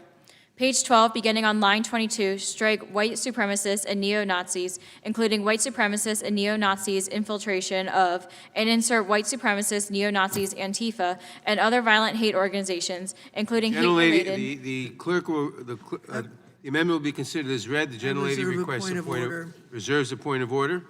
The gentleman will, gentleman is recognized for the purpose of explaining his amendment. Thank you, Mr. Chairman. I appreciate it. And Mr. Chairman, and to my colleagues, let me just state that I offer this amendment to strengthen the bill. We can all agree that terrorism is bad, and my amendment ensures that we expand this bill to all forms of terrorism. So let me be clear. We must address all domestic threats to our freedom and the American way of life. Neo-Nazis and white supremacists are obviously loathsome and have no place in our nation. There are also other groups that spread hate and fear in our communities. Domestic terrorism has many forms. Take the shooter who killed 11 people and wounded several others at the Tree of Life Synagogue in Pittsburgh. Or take the attack on a kosher market in New Jersey that left 3 Americans and 1 police officer dead. These despicable individuals who perpetrated these heinous acts were motivated by anti-Semitic views. Let's also not forget about the crazed left-wing zealot who shot and nearly killed my good friend, Republican whip Steve Scalise. He was a Bernie bro and repeatedly used social media to share his anti-Trump views. So if we are going to address domestic terrorism, we need to address it in all forms rather than playing political games. My amendment ensures that the DOJ can address domestic terrorism from Antifa, a group that engages in mass violence to spread its empty and far-left views, as well as anti-Semites and all others who engage in mass violence and hate. I would also say that as a veteran, I'm simply appalled that our armed forces are implicated in this bill. The brave men and women who sacrifice their lives every day have not been infiltrated by neo-Nazis. It's actually offensive that this would be part of the bill. We have to remember that it was Ndel Hassan, Major Hassan, who killed 13 people in a shooting that rampaged through Fort Hood. He was not a neo-Nazi. He, in fact, described himself as a Muslim holy warrior. And then there's also the Pensacola shooter who espoused Islamic extremist views as well, and he expressed these views before he killed 3 U.S. sailors and injured 8 others. So, in summation, let's address the real threats that face our service members, rather than accusing the men and women of our military of being neo-Nazis. Let's expand this bill. Let's make our nation safer. I'd ask for support of my amendment to help the DOJ stop white supremacy, Antifa, anti-Semitism, and all other forms of hatred. Thank you, Mr. Chairman, and I yield the remainder of my time. I withdraw the point of order. I withdraw my point of order. Point of order is withdrawn. The gentleman yields back. The point of order is withdrawn. The gentleman yields back. I recognize myself in opposition to the amendment. The law already provides criminalizes forms of hate and expressions of hate, as it should, and that covers everybody. The problem we have that the bill seeks to address is that the Department of Justice has consistently enforced the law with respect to various groups, all kinds of right-wing and other organizations, all kinds of left-wing and other organizations, and others, but has consistently refused to enforce the law against white supremacist organizations, anti-Semitic organizations, and so forth. The purpose of the bill is to correct that and to make sure that the department enforces the law equally against all groups, against all haters, against all domestic terrorists, and it seeks to do so by specifically naming those groups or those classifications of terrorism like anti-Semitism and so forth that the department has not adequately been enforcing.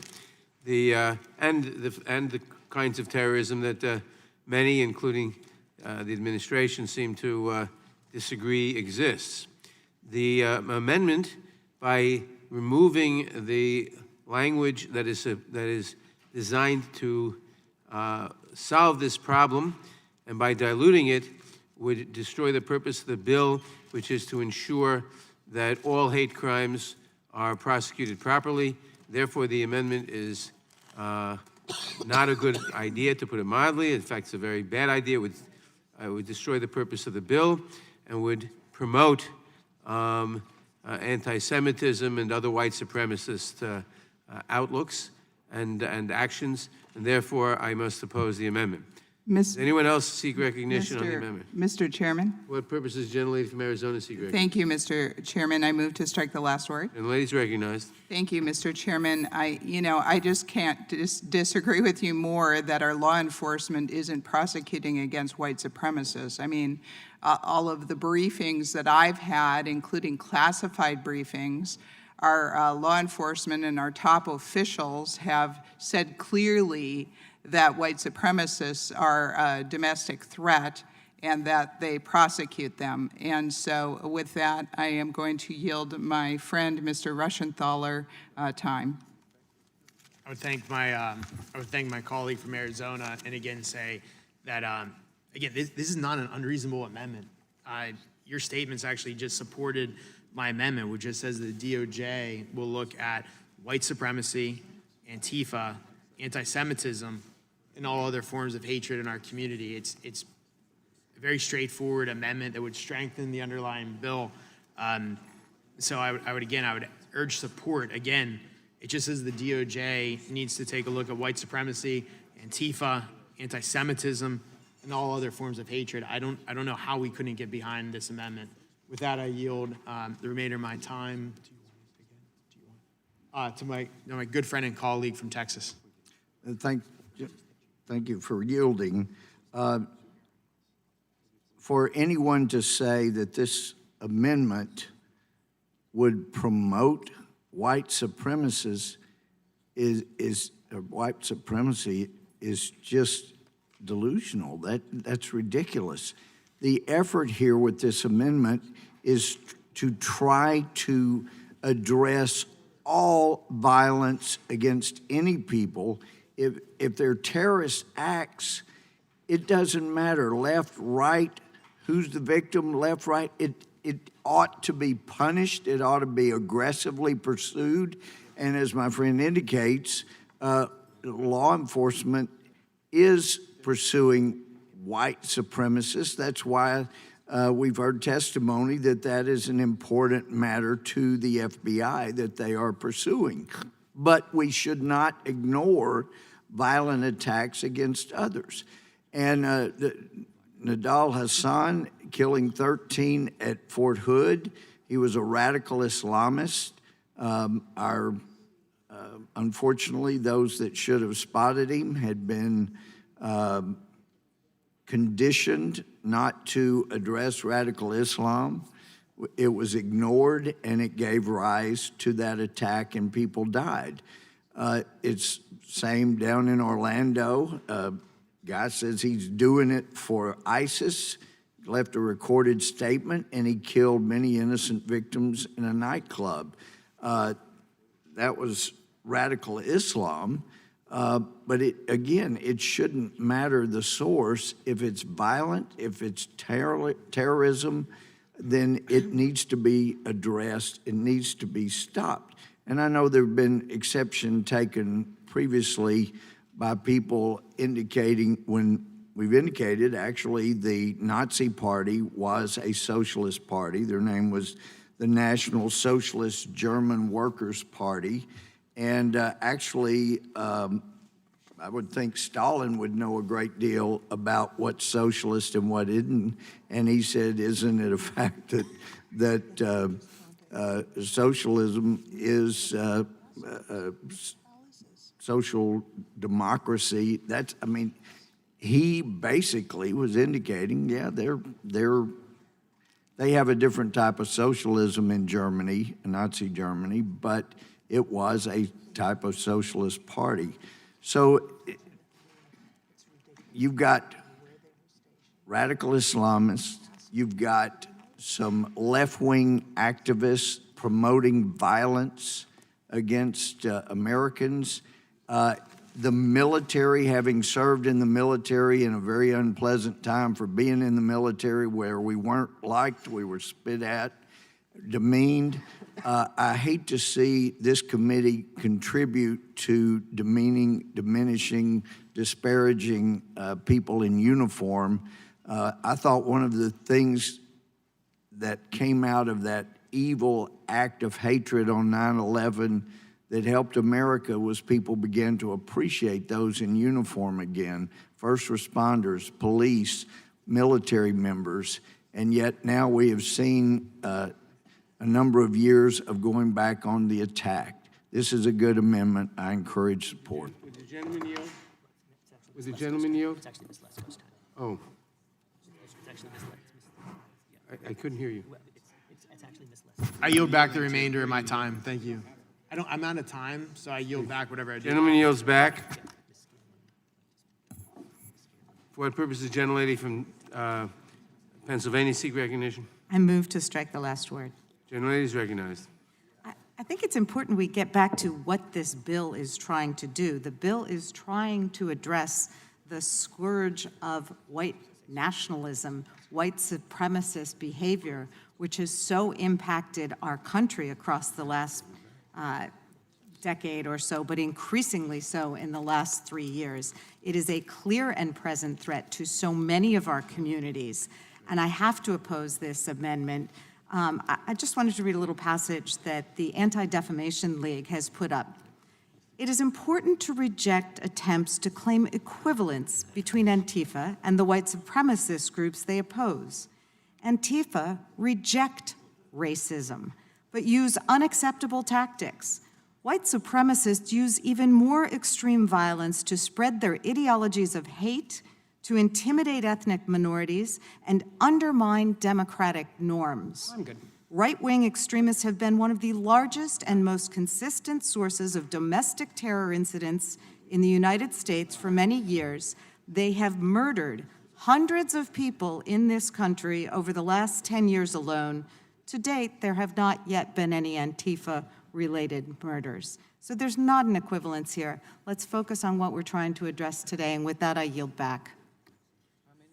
The gentlelady yields back. Who else seeks recognition? For what purpose does the gentleman seek recognition? Move to strike the last word. Gentleman is recognized. I'm going to speak in support of the amendment for a very simple reason, and that is because throughout the course of the legislation, we talk about domestic terrorism as it's defined in statute, which is appropriate considering it is definitely a fluid thing, and what happened yesterday doesn't necessarily happen tomorrow. Yet when we request reports from the FBI and the agents which we task to deal with these issues, we don't allow them to use the general definition of domestic terrorism. We narrow the focus to two very specific groups. And by doing so, just quite frankly, in a statutory construction manner, when you specifically target two groups in a narrower scope than the general definition, you, by the very nature of that, are excluding every other group, whoever that may be. It could be somebody completely different next week than it is tomorrow. One thing we know about law enforcement, one thing we know about the FBI is they investigate things as they occur and as they move forward. And we have threats that have been posed in the past, and we have threats that are going to occur in the future. However, with the way this bill is written, we are not allowing them to write a report based on domestic terrorism. We are only allowing them to write a report based on the very specific organizations that are targeted. That's bad bill writing, that's bad law enforcement, and it doesn't equate to whatever the current threats are, past threats, or potential threats are.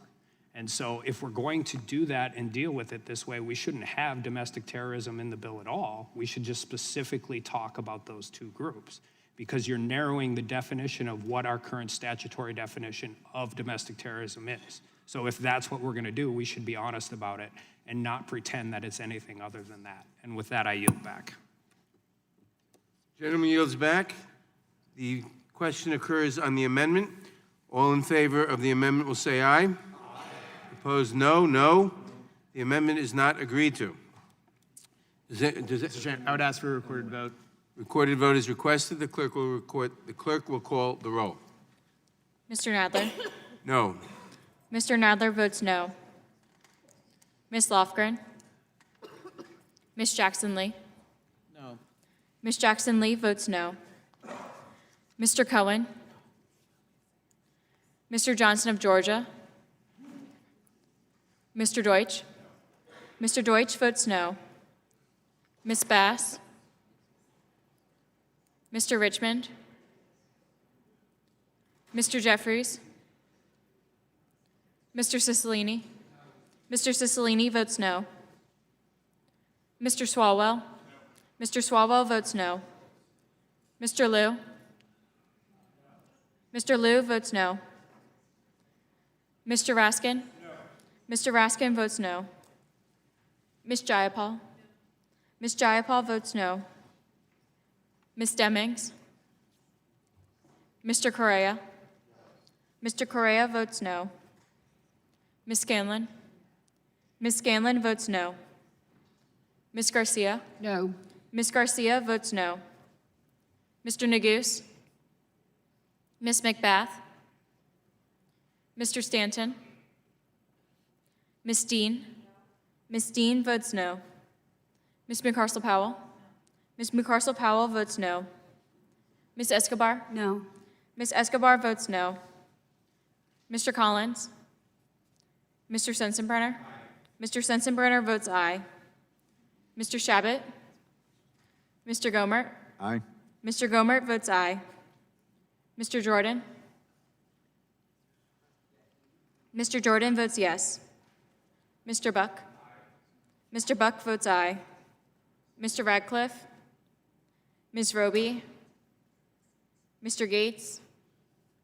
Mr. Johnson of Louisiana? Mr. Biggs? Mr. Biggs votes aye. Mr. McClintock? Ms. Lesko? Ms. Lesko votes aye. Mr. Reschenthaler? Mr. Reschenthaler votes aye. Mr. Klein? Mr. Klein votes aye. Mr. Armstrong? Mr. Armstrong votes yes. Mr. Stubbe? Mr. Stubbe votes yes. Does anyone wish to vote who hasn't voted? Mr. Stanton? Mr. Stanton votes no. Mr. Neguse? Mr. Neguse votes no. Are there any other members who wish to vote who haven't voted? The clerk will report.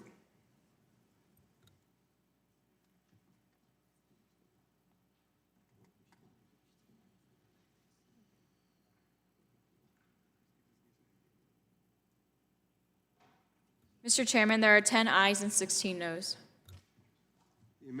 The amendment is not agreed to. Are there any other amendments to the amendment nature to substitute? For what purpose is the gentleman from Florida seek recognition? Thank you, Mr. Chairman. I have an amendment at the desk. The clerk will report the amendment. Amendment to the amendment in the nature of a substitute to H.R. 5602, offered by Mr. Stubbe of Florida. Page 8, insert after line 21 the following. Without objection, the amendment is considered as read.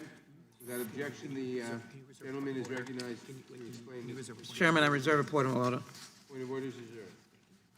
Thank you, Mr. Chairman. During a recent hearing in the House Homeland Security Committee, Michael McGarity, the Assistant Director in the FBI's Counterterrorism Division, explained that, quote, domestic terrorism is defined by statute as any act dangerous to human life that violates U.S. criminal laws and appears to be intended to intimidate or coerce a civilian population, influence the policy of a government by intimidation or coercion, or affect the conduct of a government by mass destruction, assassination, or kidnapping.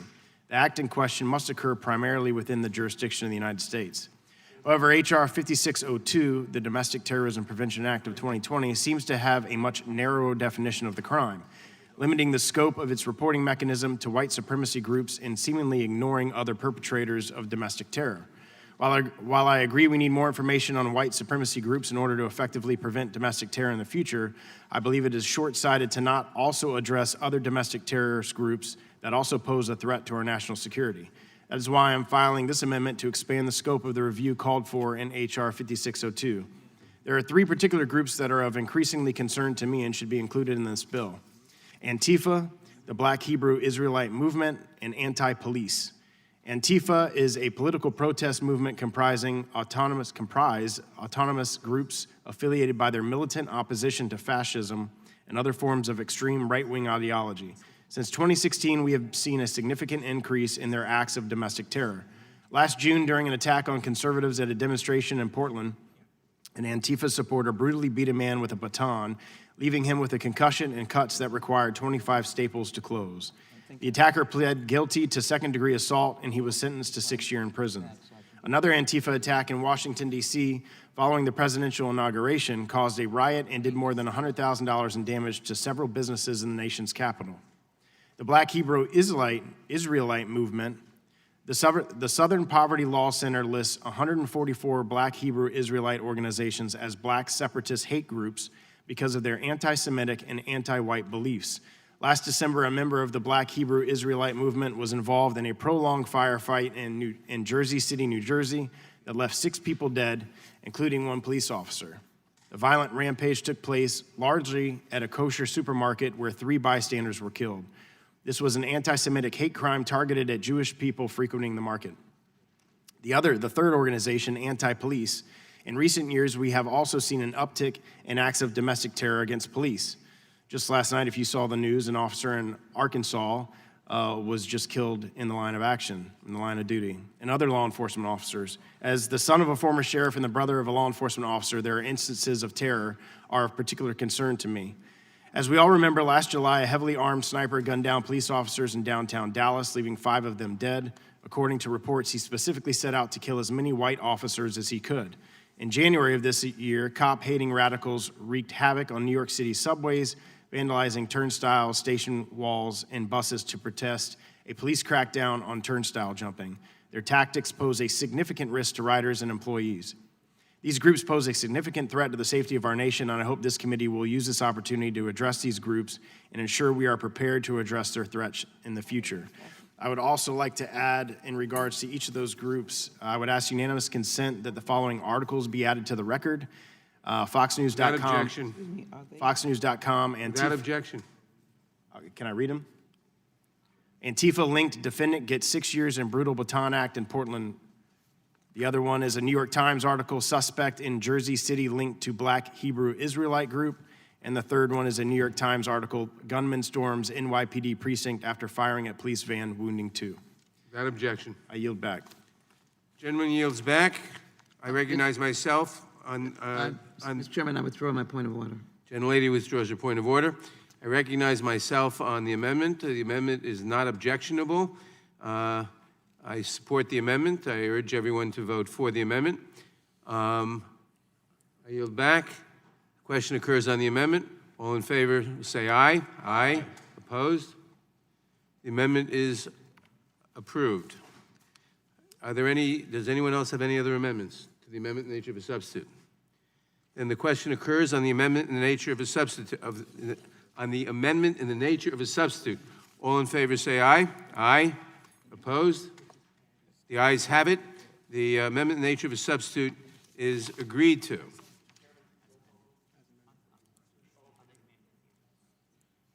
The amendment in the nature of a substitute is agreed to. As amended is agreed to. A reporting quorum being present, the question is on the amendment, is on the motion to report the bill H.R. 5602 as amended favorably to the House. Those in favor respond by saying aye. Aye. Opposed, no. The ayes have it. The bill as amended is ordered reported favorably. The roll call vote is requested. The clerk will call the roll. Mr. Nadler? Aye. Mr. Nadler votes aye. Ms. Lofgren? Ms. Jackson-Lee? Aye. Ms. Jackson-Lee votes aye. Mr. Cohen? Mr. Johnson of Georgia? Mr. Deutsch? Mr. Deutsch votes aye. Ms. Bass? Mr. Richmond? Mr. Jeffries? Mr. Cicilline? Mr. Cicilline votes aye. Mr. Swalwell? Mr. Swalwell votes aye. Mr. Liu? Mr. Liu votes aye. Mr. Raskin? Aye. Mr. Raskin votes aye. Ms. Jayapal? Ms. Jayapal votes aye. Ms. Demings? Mr. Correa? Mr. Correa votes aye. Ms. Scanlon? Ms. Scanlon votes aye. Ms. Garcia? Ms. Garcia votes aye. Mr. Neguse? Mr. Neguse votes aye. Ms. McBath? Mr. Stanton? Aye. Mr. Stanton votes aye. Ms. Dean? Ms. Dean votes aye. Ms. McCarcel-Powell? Ms. McCarcel-Powell votes aye. Ms. Escobar? Aye. Ms. Escobar votes aye. Mr. Collins? Mr. Sensenbrenner? Mr. Shabbat? Mr. Gomer? Mr. Jordan? Mr. Buck? Aye. Mr. Buck votes aye. Mr. Radcliffe? Ms. Roby? Mr. Gates? Mr. Johnson of Louisiana? Mr. Biggs? Mr. Biggs votes no. Mr. McClintock? Mr. McClintock votes aye. Ms. Lesko? Ms. Lesko votes aye. Mr. Reschenthaler? Mr. Reschenthaler votes aye. Mr. Klein? Mr. Klein votes aye. Mr. Armstrong? Mr. Armstrong votes no. Mr. Stubbe? Mr. Stubbe votes yes.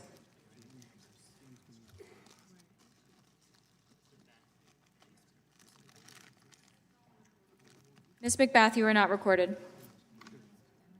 Ms. McBath votes aye. How am I recorded? Ms. Jackson Lee, you are recorded as aye.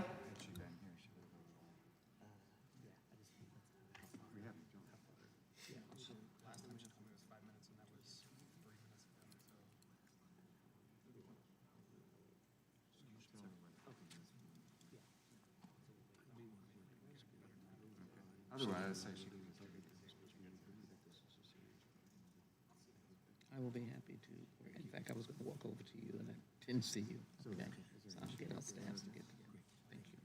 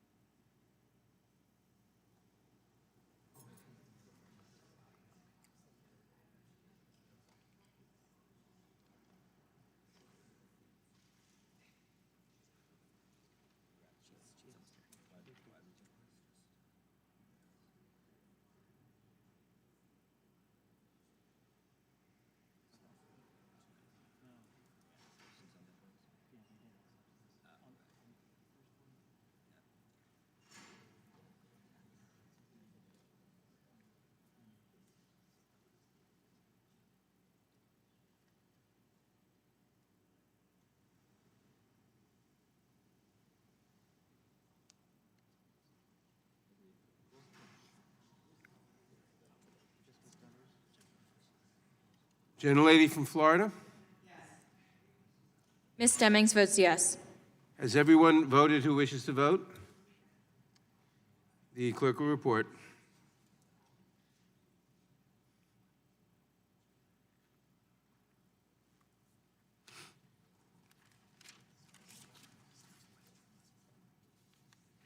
Mr. Chairman, there are 24 ayes and 2 noes. The ayes have it. The bill is amended, is ordered reported favorably to the House. Members will have 2 days to submit views. Without objection, the bill will be reported as a single amendment in the nature of a substitute incorporating all adopted amendments, and staff is authorized to make technical and conforming changes.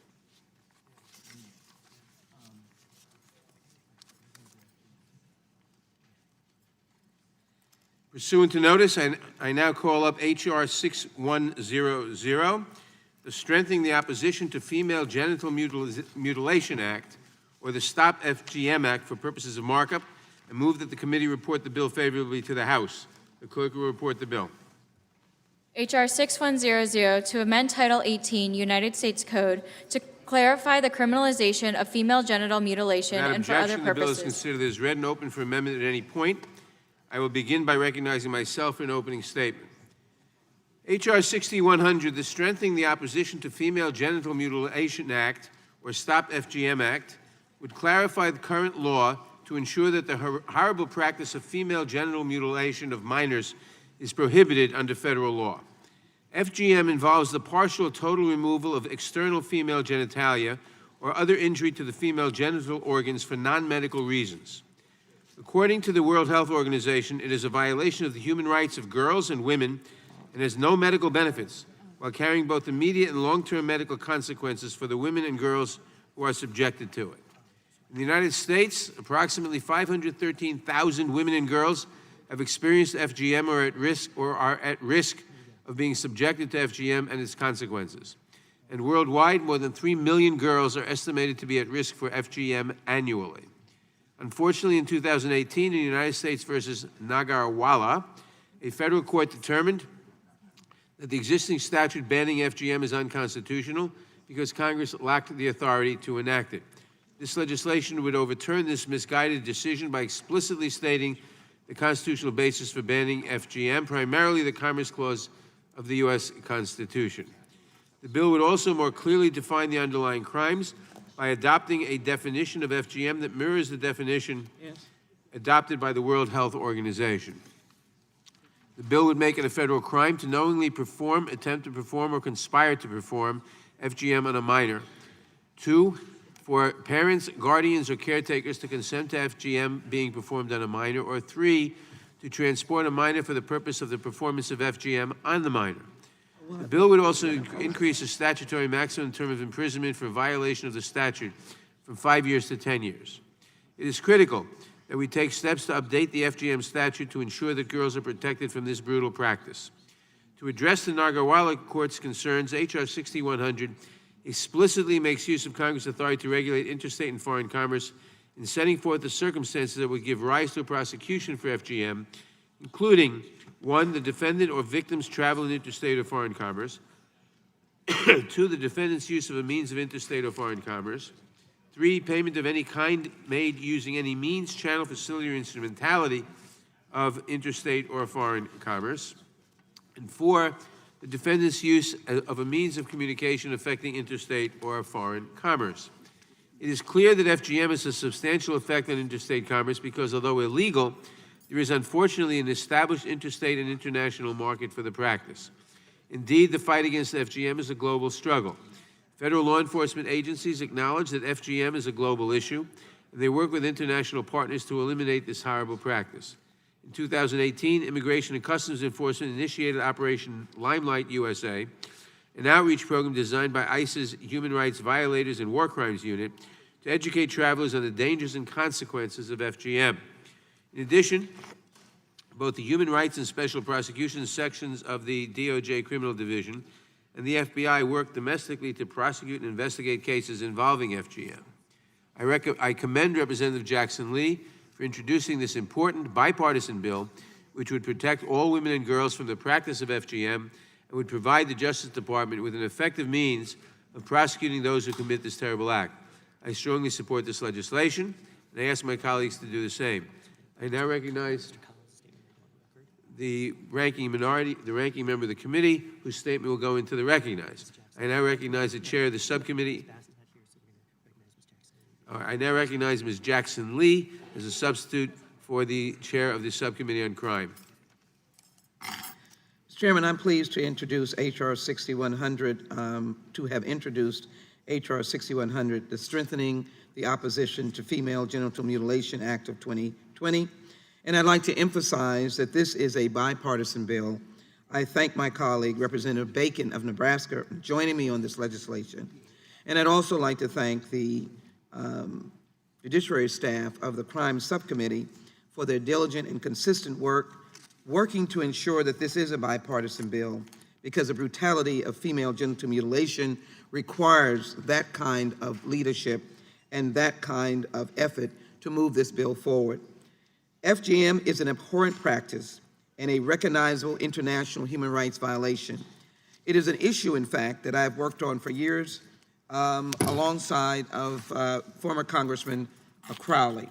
The World Health Organization asserts that there are no health benefits of the practice, and the procedure can have severe long-term impacts on the physical, psychological, sexual, and reproductive health of girls and women. Plainly, it is a brutal act, and it is to diminish and demean women and to make them less of a whole and full human being, depriving them of their own emotions and feelings. It is, in fact, a disgraceful act. This past Sunday, March 8th, we celebrated International Women's Day, which is designated to help nations worldwide eliminate discrimination against women. It also focuses on helping women gain full and equal participation in global development. The practice of FGM violates girls' and women's rights to sexual and reproductive health, security, and physical integrity, their right to be free from torture and cruel, inhuman, or degrading treatment, and their right to life when the procedure results in death. in order for little girls to eventually celebrate International Women's Day, where they have reached their fullest promise, we must protect them now as girls to give them a fighting chance.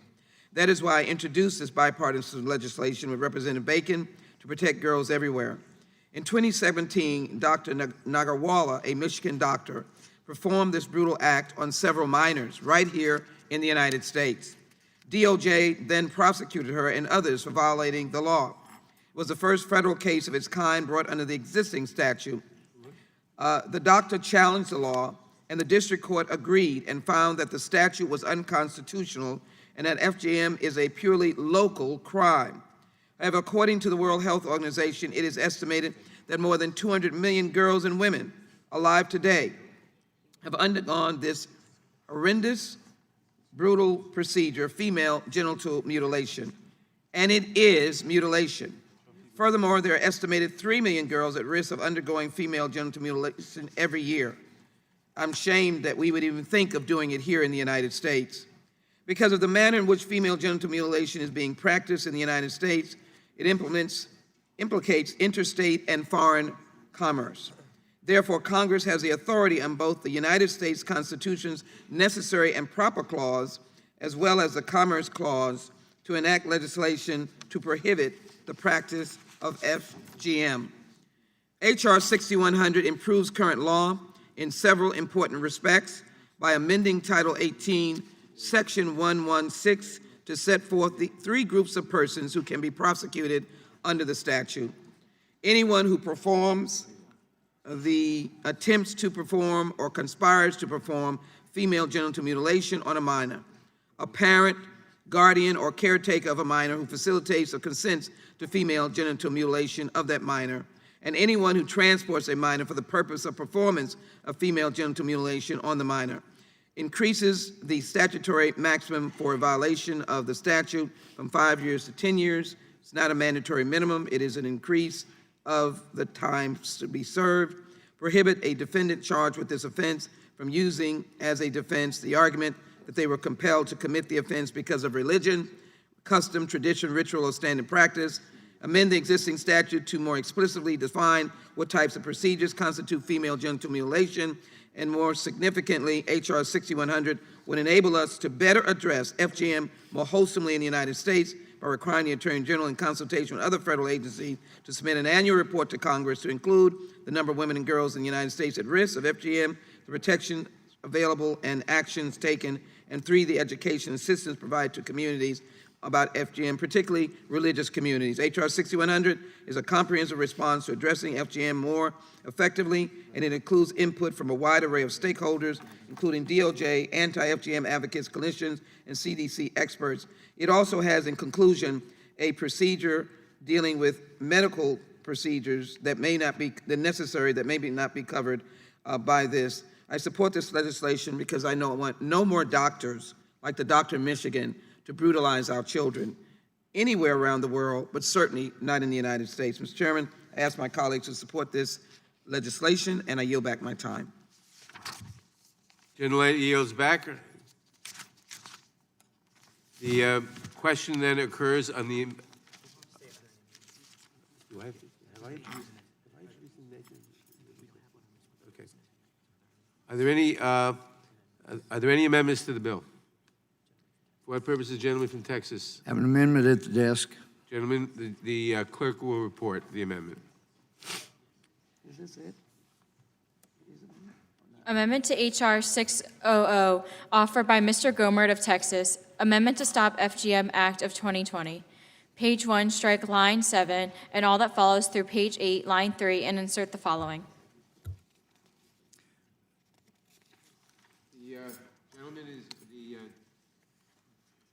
The gentleman is recognized for the purpose of explaining his amendment. Thank you, Mr. Chairman.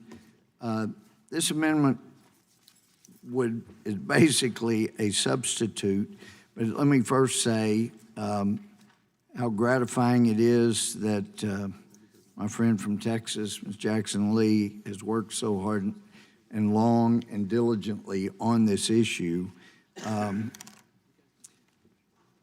But this amendment would insert text similar to H.R. 3583 the Federal Prohibition of Female Genital Mutilation Act of 2019, I had prepared a bill to file, and then I found that my friend Congressman Scott Perry had already filed one that basically was the same language, so I joined in support of his bill.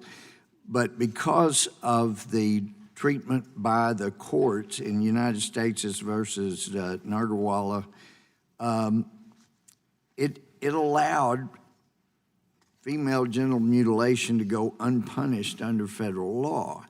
Additionally, the U.S. Sixth Circuit Court of Appeals denied the motion that congressional leaders tried to get them to consider, but that defended the constitutionality of the FGM ban. I have grave concerns, though totally share the concerns of my friend from Texas, Ms. Jackson Lee. We need this law, and we need it in such a form that it will be upheld as constitutional. And we also need it in such a form that it will hopefully get bipartisan support in the House and would also pass the Senate and get signed into law. So my effort here with this amendment is in total accord with the effort of my friend from Texas in the underlying bill, but it does not include language that would keep it from being completely bipartisan and getting through both houses, in my opinion. The amendment has provisions in it that totally address the basis for having the previous law declared unconstitutional. It provides a strong and adequate nexus for federal authority to engage in this area, provides adequate interstate commerce nexus that should prevent it from ever being struck down. This amendment is offered because female genital mutilation and female circumcision are very real, very horrific procedures on countless girls and women around the world. It's estimated that more than 500,000 women and girls in the United States are at risk or have already been subjected to this horrific procedure. So it would be good to have a bill that will pass. We can show the world and the nation that we have bipartisan support and that we can get it to the president's desk and that it will survive the same district court judges' consideration, the U.S. Sixth Circuit Court's consideration, and should absolutely pass the Supreme Court's tests on this bill. So with that, I would encourage everyone to support this amendment, and so that we will have the best chance of keeping a female genital mutilation bill or law on the books and punishing those that would engage in this horrific procedure. With that, I yield back. Gentleman yields back. I recognize myself in opposition to the amendment. The amendment, while obviously well-intentioned, is harmful to the bill. The amendment does nothing to alter the bill other than eliminate a redefinition of FGM in the bill, a redefinition that is crucial to getting better enforcement of the law. The bill is based on an updated definition set forth by the World Health Organization. The amendment would eliminate that for no reason that I can think of. In addition, H.R. 6100 ensures DOJ will be able to fight back legal challenges by setting out the facts and circumstances that provide a clear nexus to interstate commerce.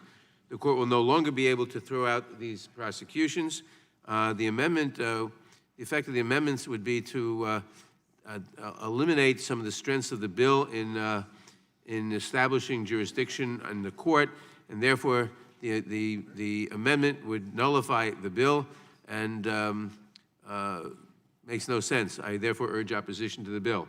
Are there any? I yield back. Are there any further amendments? Does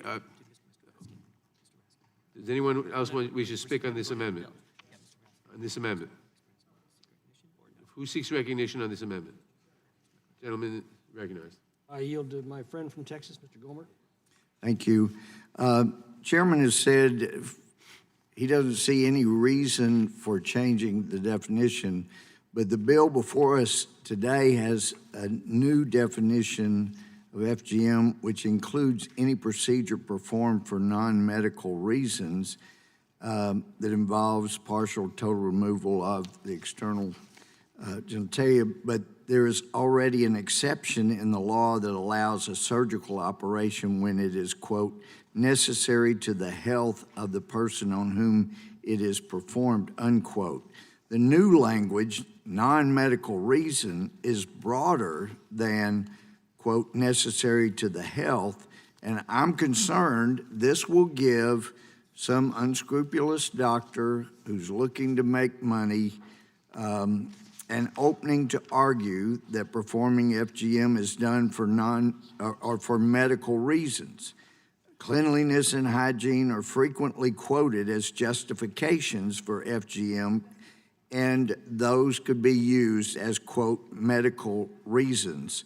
So though the chairman sees no reason for this change in the definition whatsoever, I would suggest to the chairman that if you look more closely, you will see that this will prevent thousands or even hundreds of thousands of people being subjected to this brutal, horrible procedure under the exception that it's for medical reasons of cleanliness or hygiene. So that is why I would suggest that I changed, Mr. Chairman, you said you didn't see any reason for it. I'm explaining the reason that was good. Yes, I will yield to the chair. I think you had it backwards. I said I saw no reason for the change in the amendment. The change in the language in the law to broaden the language is specifically to enable courts to have a broader definition of FGM to make sure that we're not eliminating, to make sure that it covers all the cases we should cover. Your language, by eliminating this change, would narrow the definition of FGM. Maybe you don't intend it, but you clearly would narrow the definition of FGM and would make it much harder to prosecute. So that's why Reclaiming my time. Obviously, we disagree on that because by narrowing the definition, it does not allow potentially hundreds of thousands exceptions so that more procedures can be done under the definition of the bill I'm attempting to amend. Clearly, we have a disagreement on that. So obviously, when you disagree, you vote against. But I would submit to you, if we really want to protect the people, the girls that are the potential victims of this abuse, we will adopt my amendment so it'll be both constitutional and we won't leave hundreds of thousands of girls exposed under the definition in the current bill before this committee. And I yield back to my friend. Who else seeks recognition? Gentlelady from Texas.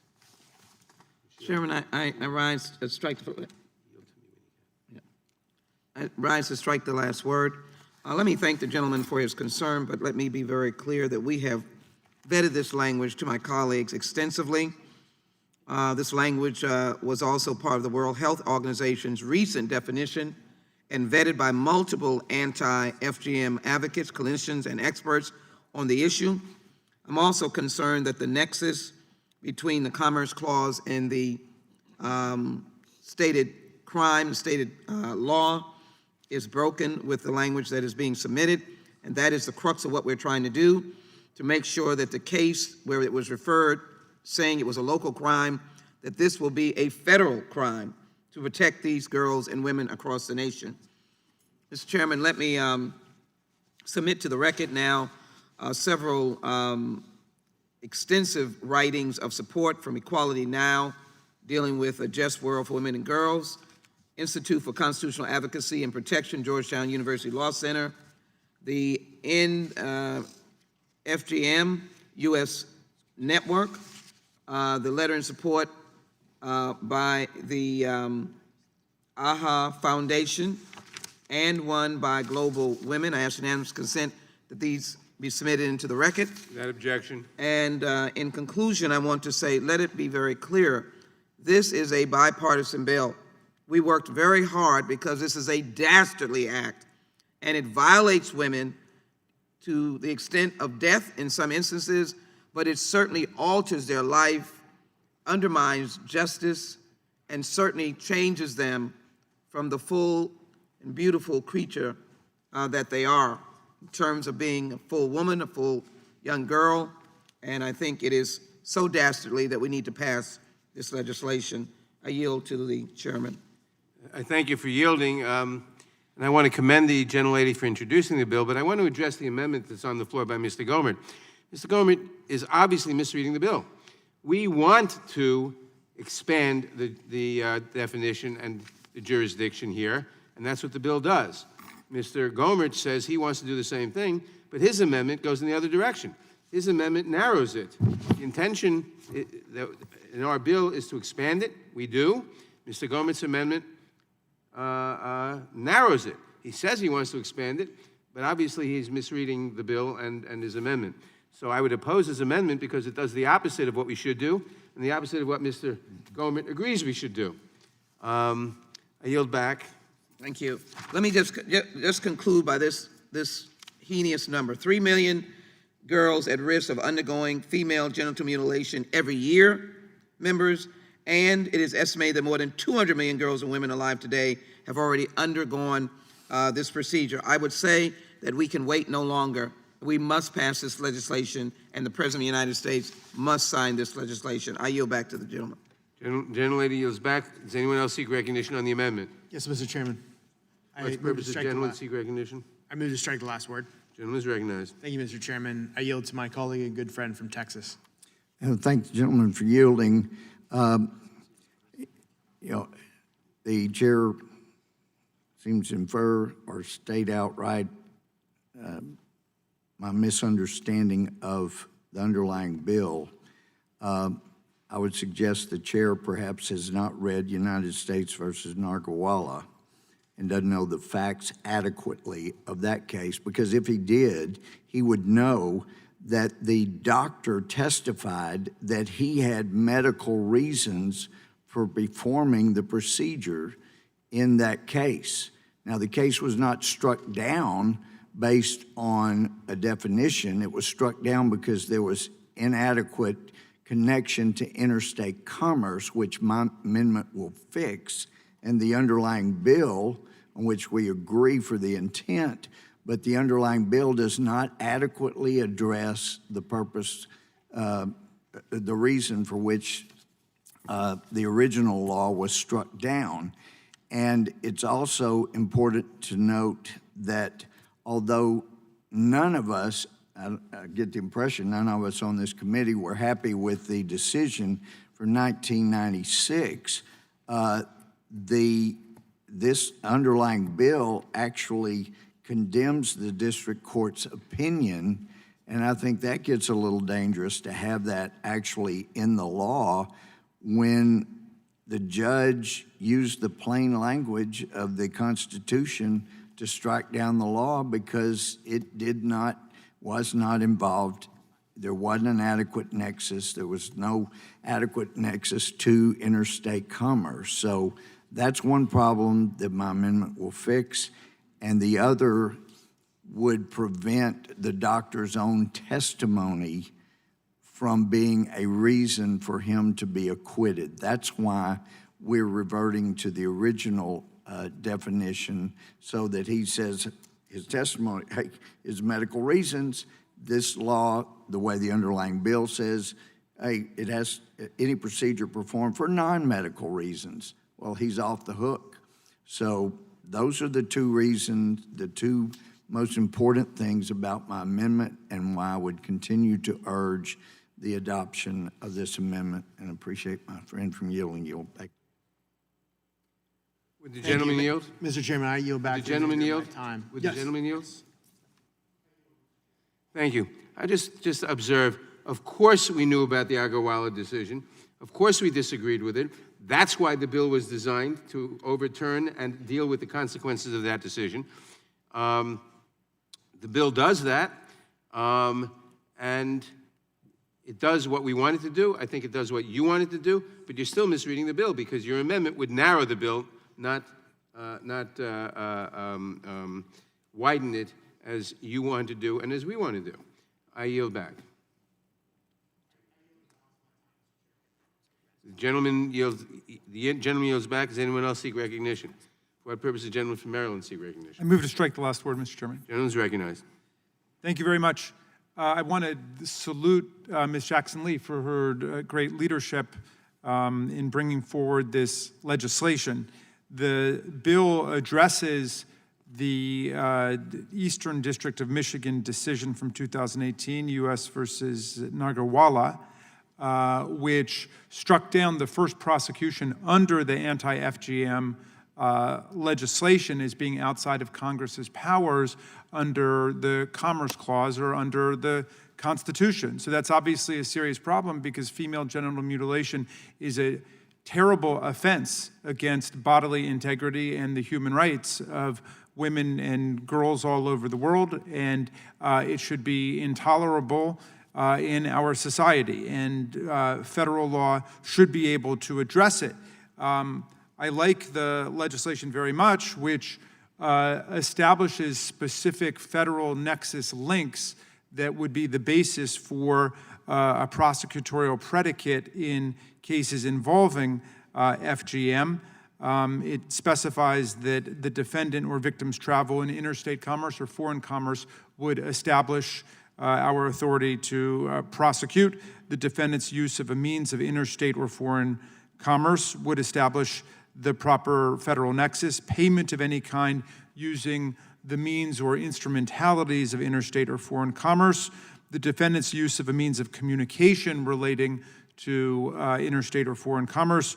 The use of any instrument, item, substance, or other object that has traveled in interstate or foreign commerce, or the conduct otherwise occurred in or affected interstate or foreign commerce as called for by these limiting Supreme Court doctrines in the Lopez case and in the U.S. versus Morrison case, striking down parts of the Violence Against Women Act. So I think that the introducer, the sponsor of the legislation, has done a terrific job of specifying precisely the federal nexus that's called for by the federal court decision. I would be open to Mr. Gomert's amendment, as I suppose the sponsor would be, if it added something here, but I'm not sure that it does, and I would be interested to know if there's something in the amendment that is missing in the underlying legislation. Otherwise, I'm persuaded by the chairman's point that it would have the effect of actually limiting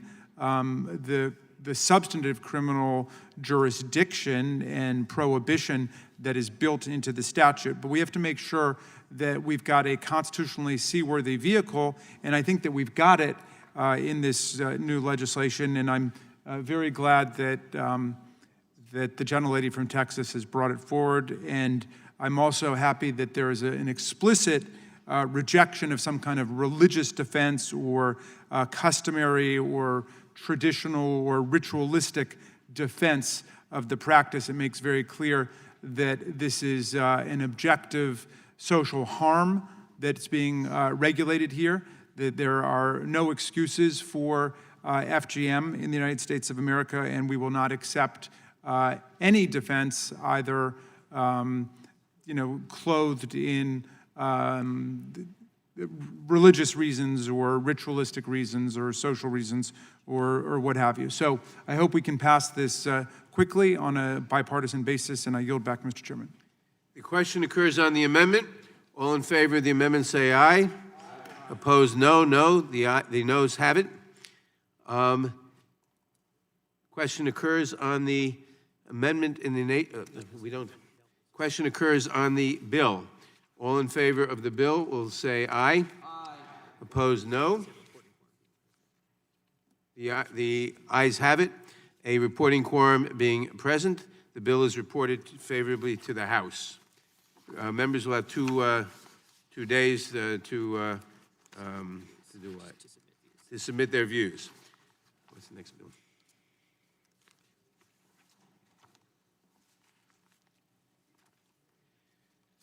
Pursuant to notice, I now call up H.R. 1548 for the relief of Maria Carmen Castro Ramirez and J. Refugio Carreno Rojas for purposes of markup, and move that the committee report the bill favorably to the House. The clerk will report the bill. H.R. 1548 for the relief of Maria Carmen Castro Ramirez. Without objection, the bill is considered as read and open for amendment at any point. I will begin by recognizing myself for an opening statement. The committee will now consider H.R. 1548, a private bill for the relief of Maria Carmen Castro Ramirez and J. Refugio Carreno Rojas. This legislation will provide the beneficiaries with an opportunity to apply for and be granted lawful permanent resident status in the United States. Ms. Castro Ramirez and Mr. Carreno Rojas were born in Mexico and have resided in the United States for more than 30 years. They are married and have 3 U.S. citizen children: Guadalupe, age 26, Ivan, age 25, and their youngest, Jose, age 12. The family is extremely close-knit and reside together in a home outside San Francisco. 2 of their children suffer from severe medical conditions. Guadalupe was diagnosed with epilepsy as a child. Her condition can lead to permanent neurological impairment and life-threatening seizures if not properly controlled. The medication that Guadalupe is required to take to manage her epilepsy is not widely available in Mexico. 12-year-old Jose suffers from severe asthma, which requires regular treatment from a pulmonologist, prescription medication, and additional treatment, including at times emergency hospital care. He also receives psychological treatment to address suicidal thoughts and anxiety associated with the potential separation of his family and the effects of bullying. Jose has been recently evaluated by a therapist who has concluded that if he were to be separated from his parents due to their forced relocation to Mexico, he would certainly face a significant crisis leading to a worsening of his condition. Jose also recently suffered a perforated eardrum, which has resulted in hearing loss and requires surgery to correct. Ms. Castro Ramirez also struggles with mental health issues, which were triggered when she was attacked at knife point and robbed while walking home from work 2 years ago. She has been diagnosed with post-traumatic stress disorder and experiences depression and anxiety.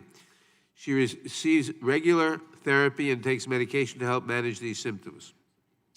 Fortunately, both husband and wife, who are union members and are gainfully employed, have health insurance, which allows them to receive the medical care they require. If the family were forced to relocate to Mexico, however, they would lose their current insurance benefits and would be subject to substandard medical care, which would cause their condition to worsen.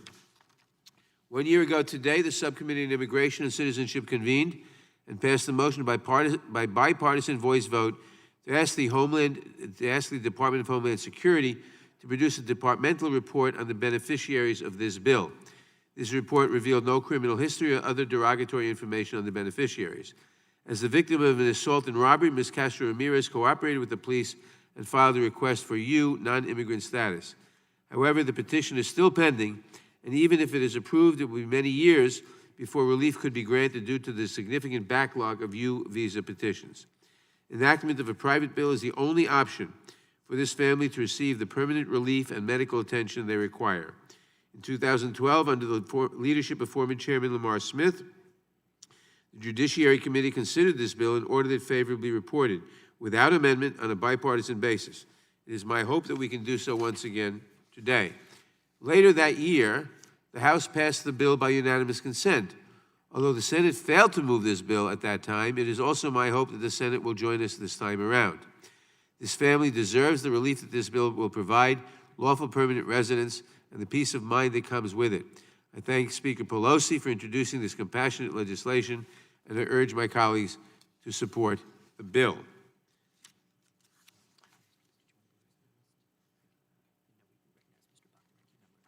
Does anyone seek recognition on the Opening statement. Mr. Buck is recognized for an opening statement. Thank you, Mr. Chairman. The bill before us today would grant lawful permanent resident status to the parents of 3 U.S. citizen children, each of whom suffer from serious health issues. Maria Ramirez entered the U.S. illegally from Mexico in 1991. In 1992, she married another illegal immigrant from Mexico, Refugio Rojas.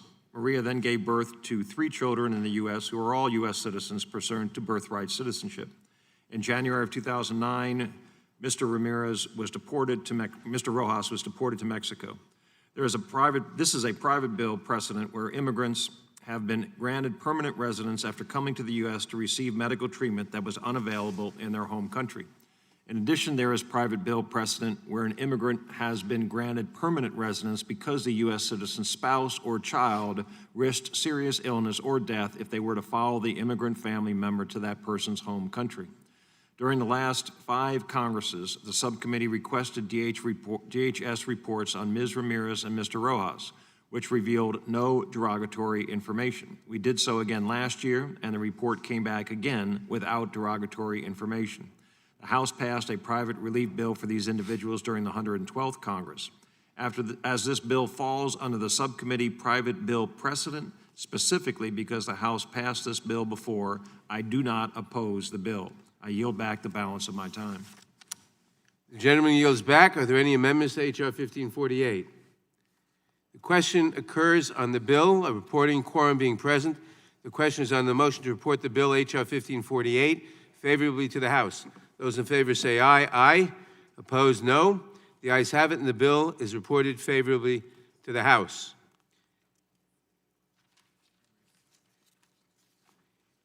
Members will have 2 days to submit views.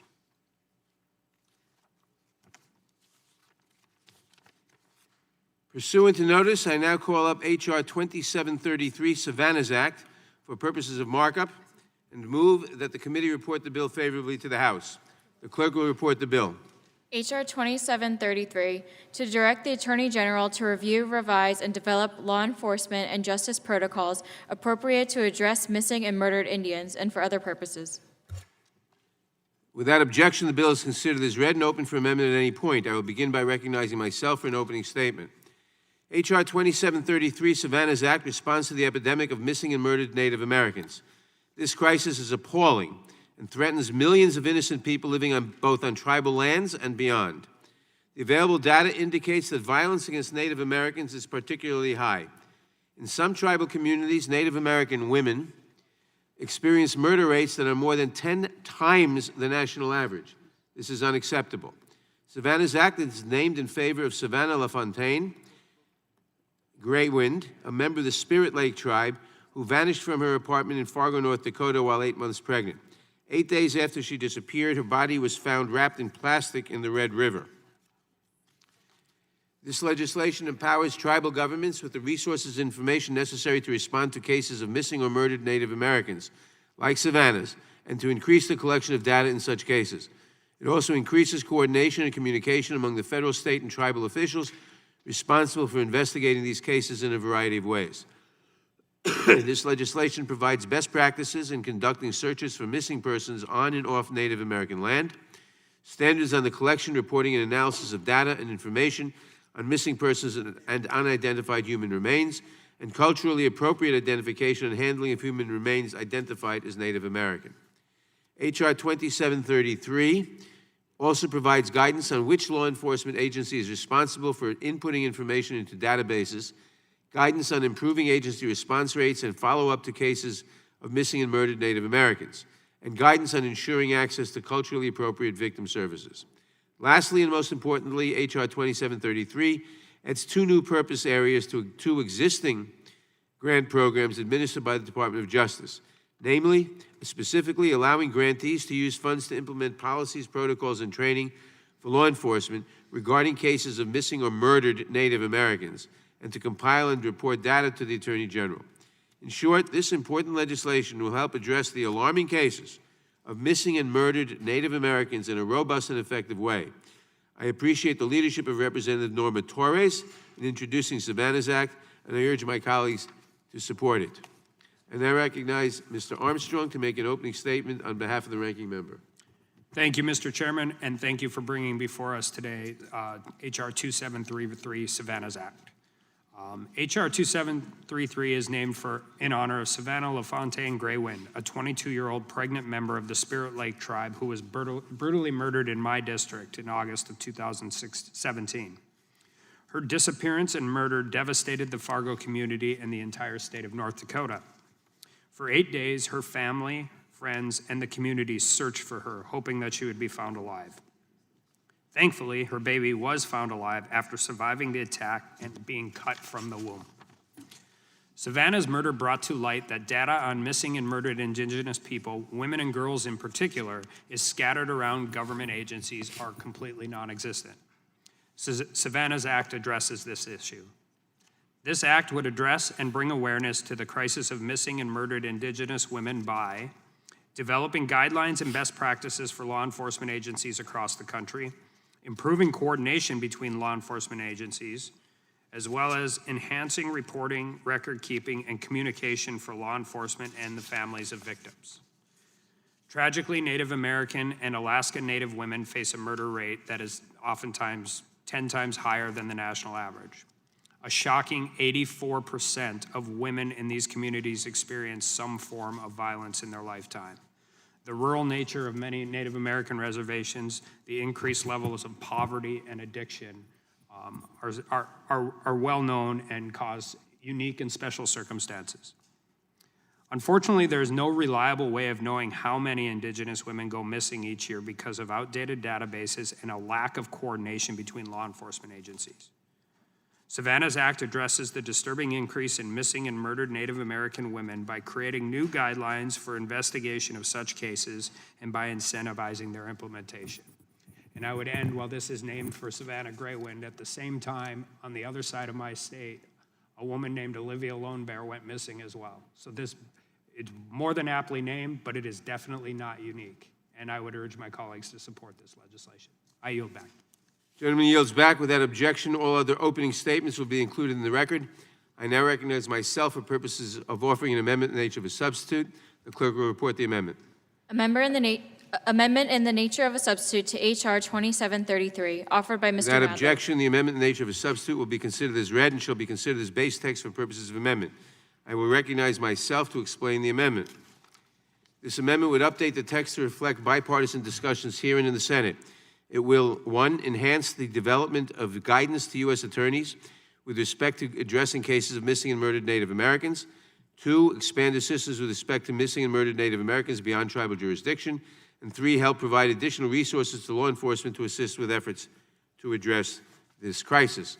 This amendment strengthens the bill and would update its text to correspond to that which has been approved by the Senate's Committee on Indian Affairs. Therefore, I ask my colleagues to support this amendment and the underlying bill. Are there any amendments to the amendment in the nature of a substitute? For what purpose is gentlelady from Washington seek recognition? Move to strike the last word. Gentlelady is recognized. Thank you, Mr. Chairman. And I am so proud that we're taking up Savannas Act today to take an important step to address the crisis of missing and murdered Indigenous women and girls. In 2016, over 5,700 cases of missing and murdered Indigenous women and girls were reported, and yet only 116 were added to the Department of Justice's National Missing and Unidentified Persons System. In fact, the Center for Disease Control and Prevention has found that murder is the third leading cause of death among Native American and Alaska Native women, a rate that is about 10 times the national average. And yet all of these estimates are considered to be undercounted. This is a crisis, and our institutions are failing to respond. Federal agencies have failed to keep data rates of violence and disappearances of Native American and Alaska Native women and girls, and states and localities are too frequently not tracking the data and sometimes lack basic classification options in their databases to track the information accurately.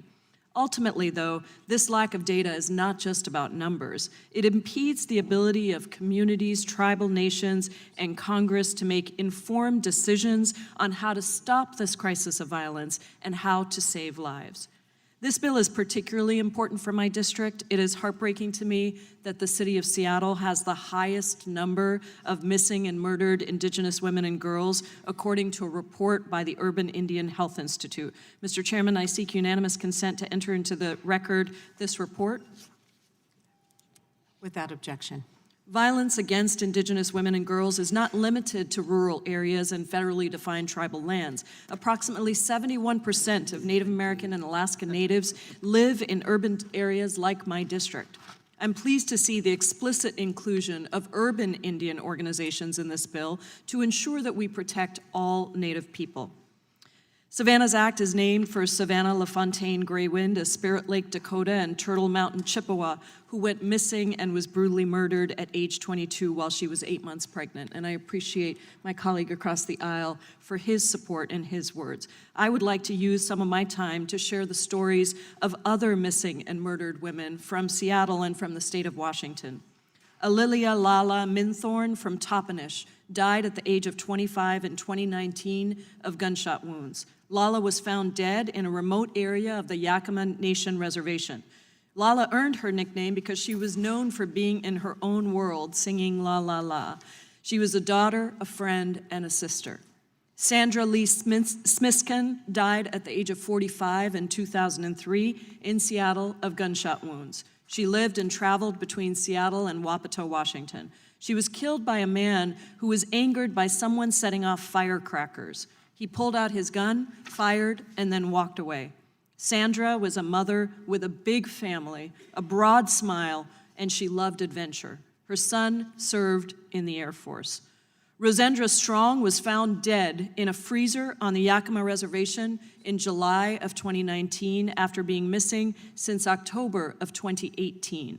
She was a member of the Confederated Tribes of the Umatilla Indian Reservation and a descendant of the Yakima Nation. Rosendra was a mother of 4 who was outgoing and loved to laugh her unique, loud laugh. Eviona Cortez was just 19 years old when she was killed in a shooting at an apartment complex in Burien, Washington. Eviona's father said she was spirited and full of joy. She was a singer who also played the saxophone, clarinet, and piano.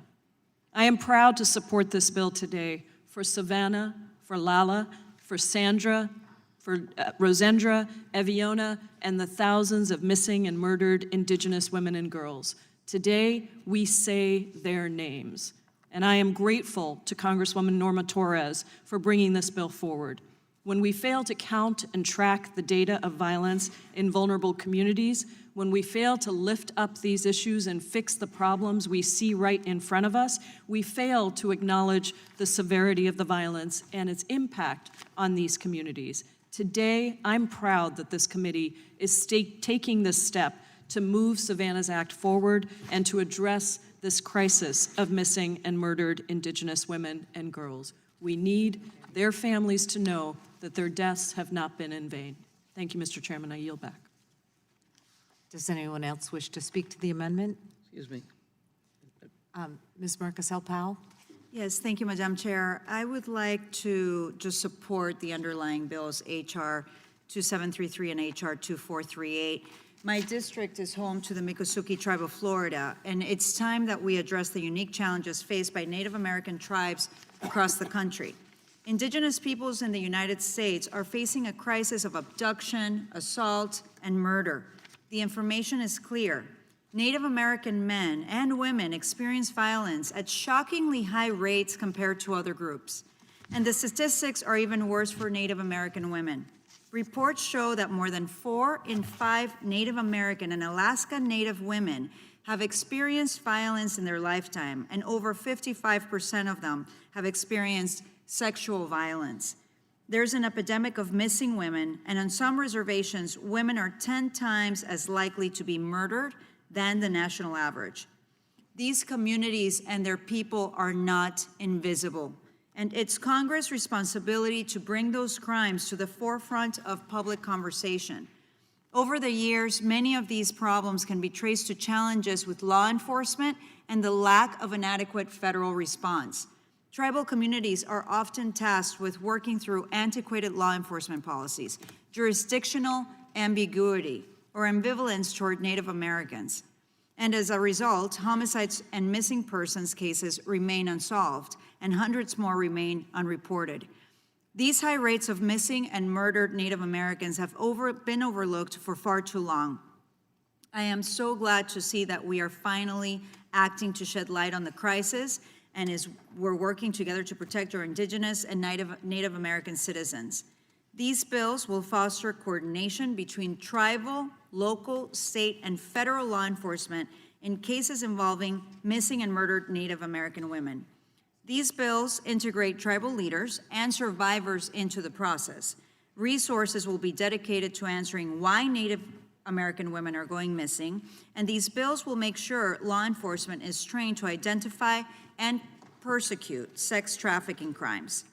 It is time we provide the resources to protect our tribal communities and ensure the safety of Native American men and women. I urge my colleagues to support both bills, and I yield back. Well, yeah. Who seeks recognition? Right here. Okay. For what purpose does the gentleman from Arizona seek recognition? I move to strike the last word. So moved. Thank you, Madam Chair. I'd like to address two of the bills that we are here to mark up today, Savannas Act and the Not Invisible Act. Native American women face a murder rate 10 times higher than the national average, with 84% experiencing some form of violence in their lifetime.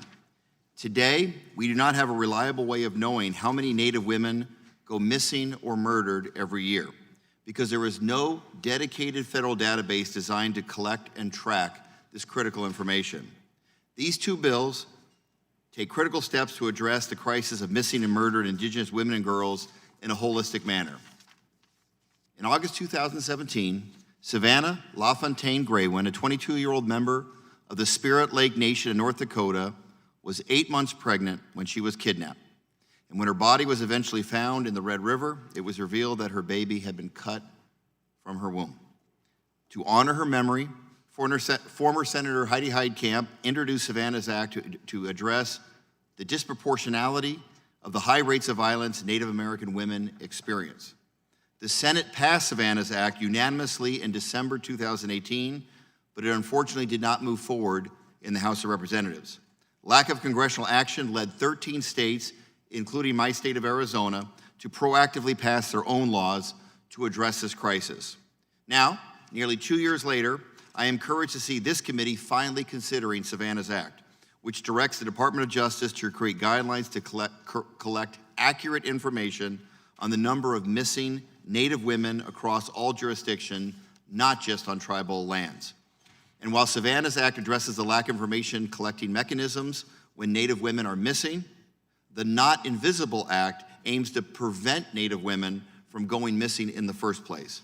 It does so by requiring the Secretary of the Interior to designate an official to combat violence against Native people and establish a commission on reducing violence by asking for input from tribes, advocates, agencies, survivors of human trafficking, and family members of missing persons. What makes this crisis worse is the lack of available information that creates a misconception that Native women go missing or murdered only on tribal land. This is totally false. A 2017 study by the Urban Indian Health Institute found that a majority of Native Americans and Alaska Native people now live in urban communities. With permission from her family, I want to share Sarah's story. Her name has been changed to protect her identity. Her story shows crimes against Native women do not necessarily stay within the borders of tribal lands. Sarah, a Native American woman and a Phoenix resident, went missing in Las Vegas in June 2019 after a weekend visit. Her family notified a Phoenix-based advocacy organization, and together they began to reach out to Las Vegas hospitals and jails in hopes of finding her. Sarah's mom contacted the Las Vegas Police Department Missing Persons and Investigation Units, but in her words, they were unfortunately not helpful. It was not until the Phoenix Police Department got involved on the family's behalf that the information was finally shared about Sarah. After days of searching, she was eventually found in a hospital and fortunately was returned home. We are so fortunate that the Phoenix Police Department got involved to help reunite Sarah and her family, but her story is not unique. Far too many other Native American women, this is tragically not the case. We must take these cases of crimes against Native American women seriously, regardless of where they reside, because we know that they are disproportionately affected by violence that spans beyond tribal lands. This violence is prevalent in our urban cities and towns. Thankfully, these two bills address this issue with measures that affect all jurisdictions in the U.S. And I also want to thank Congresswoman Norma Torres and our fellow freshman, Congresswoman Deb Haaland, for introducing these bills. And I want to thank my colleague from Arizona, Congressman Ruben Gallego, for his efforts on this front as well. And I do want to thank Arizona State Representative Jennifer Germain for being a champion for this issue at the state level. I'm a proud co-sponsor of Savannas Act and the Not Invisible Act, and hope these bills are swiftly brought before the House for a vote. We cannot allow more inaction on this issue, not when Native American women's lives are on the line. I yield back. For what purpose does the gentlewoman from Texas seek recognition? I thank the chair. I want to join my colleagues who've been eloquent in their advocacy for these bills. Former mayor and gentlelady from Washington State, and our good friend whose district has been impacted by this tragedy, or by these tragedies. Let me also salute Congresswoman Torres, Congresswoman Haaland, and say that I stand with outrage against the silence that has been perpetrated as relates to Native American women all over the nation, including Alaska. This tragedy of Native American women being murdered and no determination of the criminal that killed them, or no findings of what happened, is a tragedy personally to their families, but it is a reflection and a mark on this great nation. We are a nation of equality and justice, and it is not defined by your heritage. And I think it is crucial that these bills are passed. That is one of the reasons in the writing, my authoring of the Violence Against Women Act, we specifically included the heinous crimes perpetrated against Native American women, meaning that there would be individuals who would go onto the pueblos or reservations, perpetrate horrible sexual acts, even violence to the extent of murder, and never be prosecuted because they leave that territory and go back into populations outside of the reservation and or pueblo. And so we hope that the Violence Against Women Act will pass swiftly. We hope that the Senate leadership, led by Senator McConnell, will stop creating a massive graveyard for these vital and important bills. And so I am eager to move forward on the Savannah Act, H.R. 2438, and the Individual Act, which is the Savannah Act, which is 2733, excuse me, and the Not Invisible Act, which is H.R. 2438. Both of them I support and have joined in as a co-sponsor, and both of them I now express my vote for, and a sense of urgency. We must pass these bills now. And to those families who've lost loved ones, we mourn with you, but we say today, no more deaths, no more death, no more mourning of these great and beautiful women. I yield back. For what purpose does the gentlewoman from Pennsylvania seek recognition? I move to strike the last word. So moved. Thank you, Madam Chair. I, too, raise my voice in support of both of the bills that we will be considering today, right now, Savannas Act, and in a few moments, I assume, the Not Invisible Act. Violence against women is an insidious problem that affects communities across geographic, racial, religious, and ethnic divides of our country. This problem is deeply felt in our Native communities. Today, we are marking up two bills, Savannas Act, which honors Savannah LaFontaine Graywind, a 22-year-old pregnant member of the Spirit Lake tribe who was tragically murdered.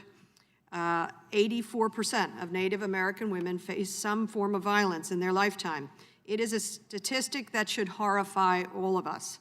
Native women face a murder rate at 10 times higher than the national average. Because of outdated databases and lack of coordination between law enforcement agencies, we do not have a reliable way of knowing how many Native women go missing each year. Savannas Act improves tribal access to federal crime information databases. It requires the Justice Department, the Department of Interior, the Department of Health and Human Services to work with tribes on improving safety for Native women. It requires the creation of standardized guidelines for responding to cases of missing and murdered Native Americans and mandates an annual report to Congress on updated statistics concerning missing and murdered Native women. In short, this bill requires the bare minimum of what we should already have been doing to address violence. In addition, the Not Invisible Act is similarly focused on addressing the crisis of missing and murdered Indigenous women. This bill is the first in our nation's history to be introduced by members of Congress who belong to Native tribes. That it focuses on violence against Native women tells us just how important an issue this is to a community Congress has too long ignored. The Not Invisible Act creates an advisory committee on violent crime comprised of tribal leaders, federal partners, law enforcement, service providers, and survivors to make recommendations to federal authorities. It also creates a position within the Bureau of Indian Affairs responsible for improving coordination of violent crime prevention efforts. This Congress has already taken action to address violence against women when we considered the Violence Against Women Act last year, but one bill is clearly not enough, and different communities require different resources. I'm pleased to see this bipartisan effort to help Native communities on this front. I urge my colleagues to support these bills, and I urge our Senate to do the right thing as well. With that, I yield back, Madam Chair. The question occurs on the amendment in the nature of a substitute. This will be followed immediately by a vote on final passage of the bill. All those in favor by saying aye. Aye. Those opposed, no. In the opinion of the chair, the ayes have it, and the amendment in the nature of a substitute is agreed to.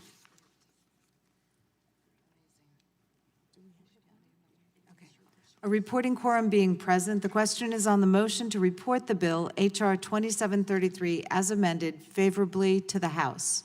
Those in favor respond by saying aye. Those opposed, no. The ayes have it, and the bill, as amended, is reported favorably. Members will have 2 days to submit views. Without objection, the bill will be reported as a single amendment in the nature of a substitute, incorporating all adopted amendments, and staff is authorized to make technical and conforming changes. Pursuant to notice, I now call up H.R. 2438, the Not Invisible Act of 2019, for purposes of markup, and move that the committee report the bill favorably to the House. The clerk will report the bill. H.R. 2438, to increase intergovernmental coordination to identify and combat violent crime within Indian lands and of Indians. Without objection, the bill is considered as read and open for amendment at any point. I'll begin by recognizing myself for an opening statement.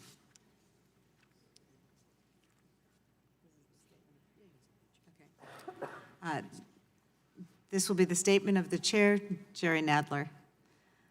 H.R. 2438, the Not Invisible Act of 2020, would address the crisis of violence, especially sexual violence, committed against Native American and Alaska Native men and women in two concrete ways: by directing the appointment within the Bureau of Indian Affairs of a coordinator of federal efforts to combat violence against Native people, and by establishing a commission on reducing violent crime against Indians. For decades, Native American and Alaska Native communities have struggled with high rates of assault, abduction, and murder of women.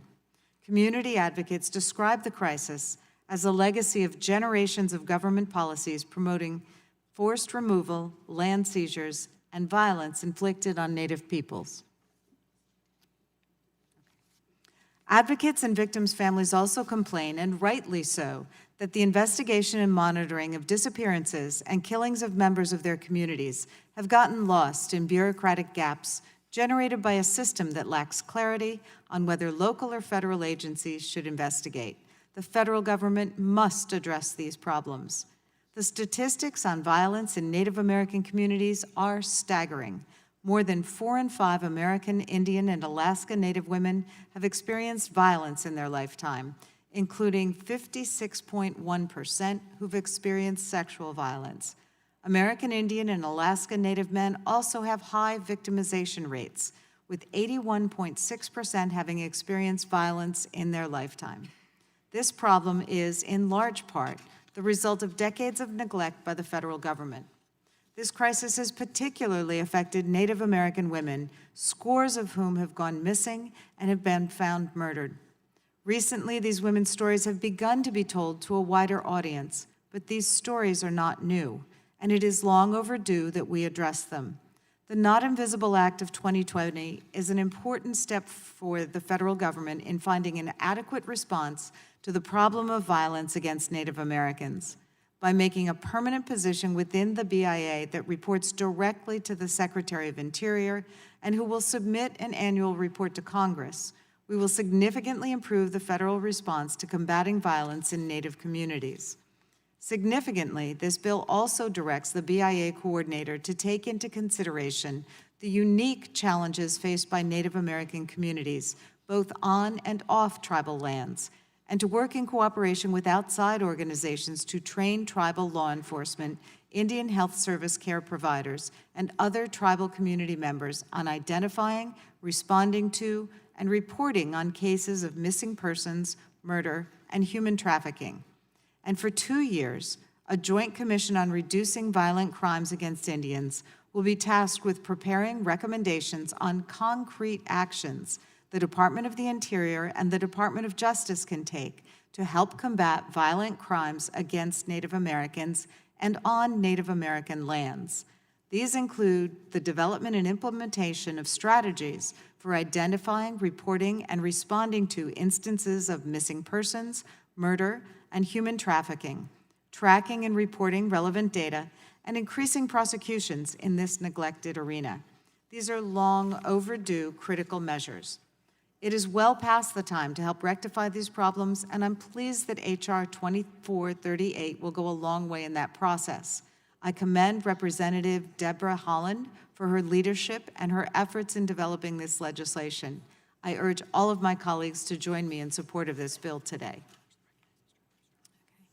I now recognize Mr. Armstrong for his opening statement. Thank you, Madam Chair, and thanks for bringing before us H.R. 2438, the Not Invisible Act of 2019 for markup. This act addresses the serious problem of violence afflicting Native American communities, which we just discussed during the consideration of Savannas Act. The Not Invisible Act of 2019 provides an opportunity for the federal government to improve its efforts to combat the growing crisis of murder, trafficking, and the disappearance of Indigenous men and women. While there are many federal programs tasked with addressing violent crime, the agencies that operate these programs lack an overarching strategy to properly deploy these resources in Indian country and in urban Indian communities. Program implementation often takes place without considering the unique needs of Native communities in this context. H.R. 2438 will require the appropriate agencies to coordinate prevention efforts, grants, and programs across the Bureau of Indian Affairs and the Department of Justice, among other agencies. While coordination between DOJ and the BIA is important to ensure a comprehensive federal strategy, we need to ensure that this bill does not simply create additional federal bureaucracy. Continued oversight is needed to ensure that DOJ and BIA are effectively and efficiently using resources to address the problems of violent crimes against Native Americans. In short, we need to make sure that the assets being deployed are being used to help victims and not create more paperwork. I urge my colleagues to support this bill, and with that, I yield back my time. The gentleman yields back. I now recognize myself for purposes of offering an amendment in the nature of a substitute. The clerk will report the amendment. Amendment in the nature of a substitute to H.R. 2438, offered by Mr. Without Natalie. objection, the amendment in the nature of a substitute will be considered as read and shall be considered as base text for purposes of amendment. I will recognize myself to explain the amendment. This amendment in the nature of a substitute for H.R. 2438 takes a number of steps toward addressing violence against Native American and Alaska Native men and women in the United States. This text reflects the version of the bill recently approved on a bipartisan basis by the Senate Committee on Indian Affairs. I urge adoption of this amendment, which I hope will assist our bipartisan effort to approve this bill today. Does anyone seek recognition?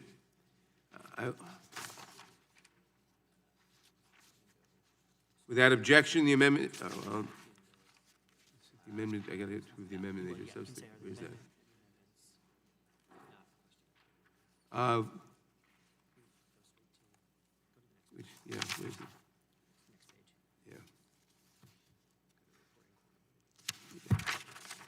Question occurs on the amendment in the nature of a substitute. This will be followed immediately by a vote on final passage of the bill. All those in favor respond by saying aye. Aye. Opposed, no. In the opinion of the chair, the ayes have it. The amendment in the nature of a substitute is agreed to. A reporting quorum being present, the question is on the motion to report the bill H.R. 2438 is amended favorably to the House. Those in favor respond by saying aye. Aye. Those opposed, no. And the ayes have it, and the bill is amended, is ordered reported favorably. Members will have 2 days to submit views. Without objection, the bill will be reported as a single amendment in the nature of a substitute, incorporating all adopted amendments, and staff is authorized to make technical and conforming changes.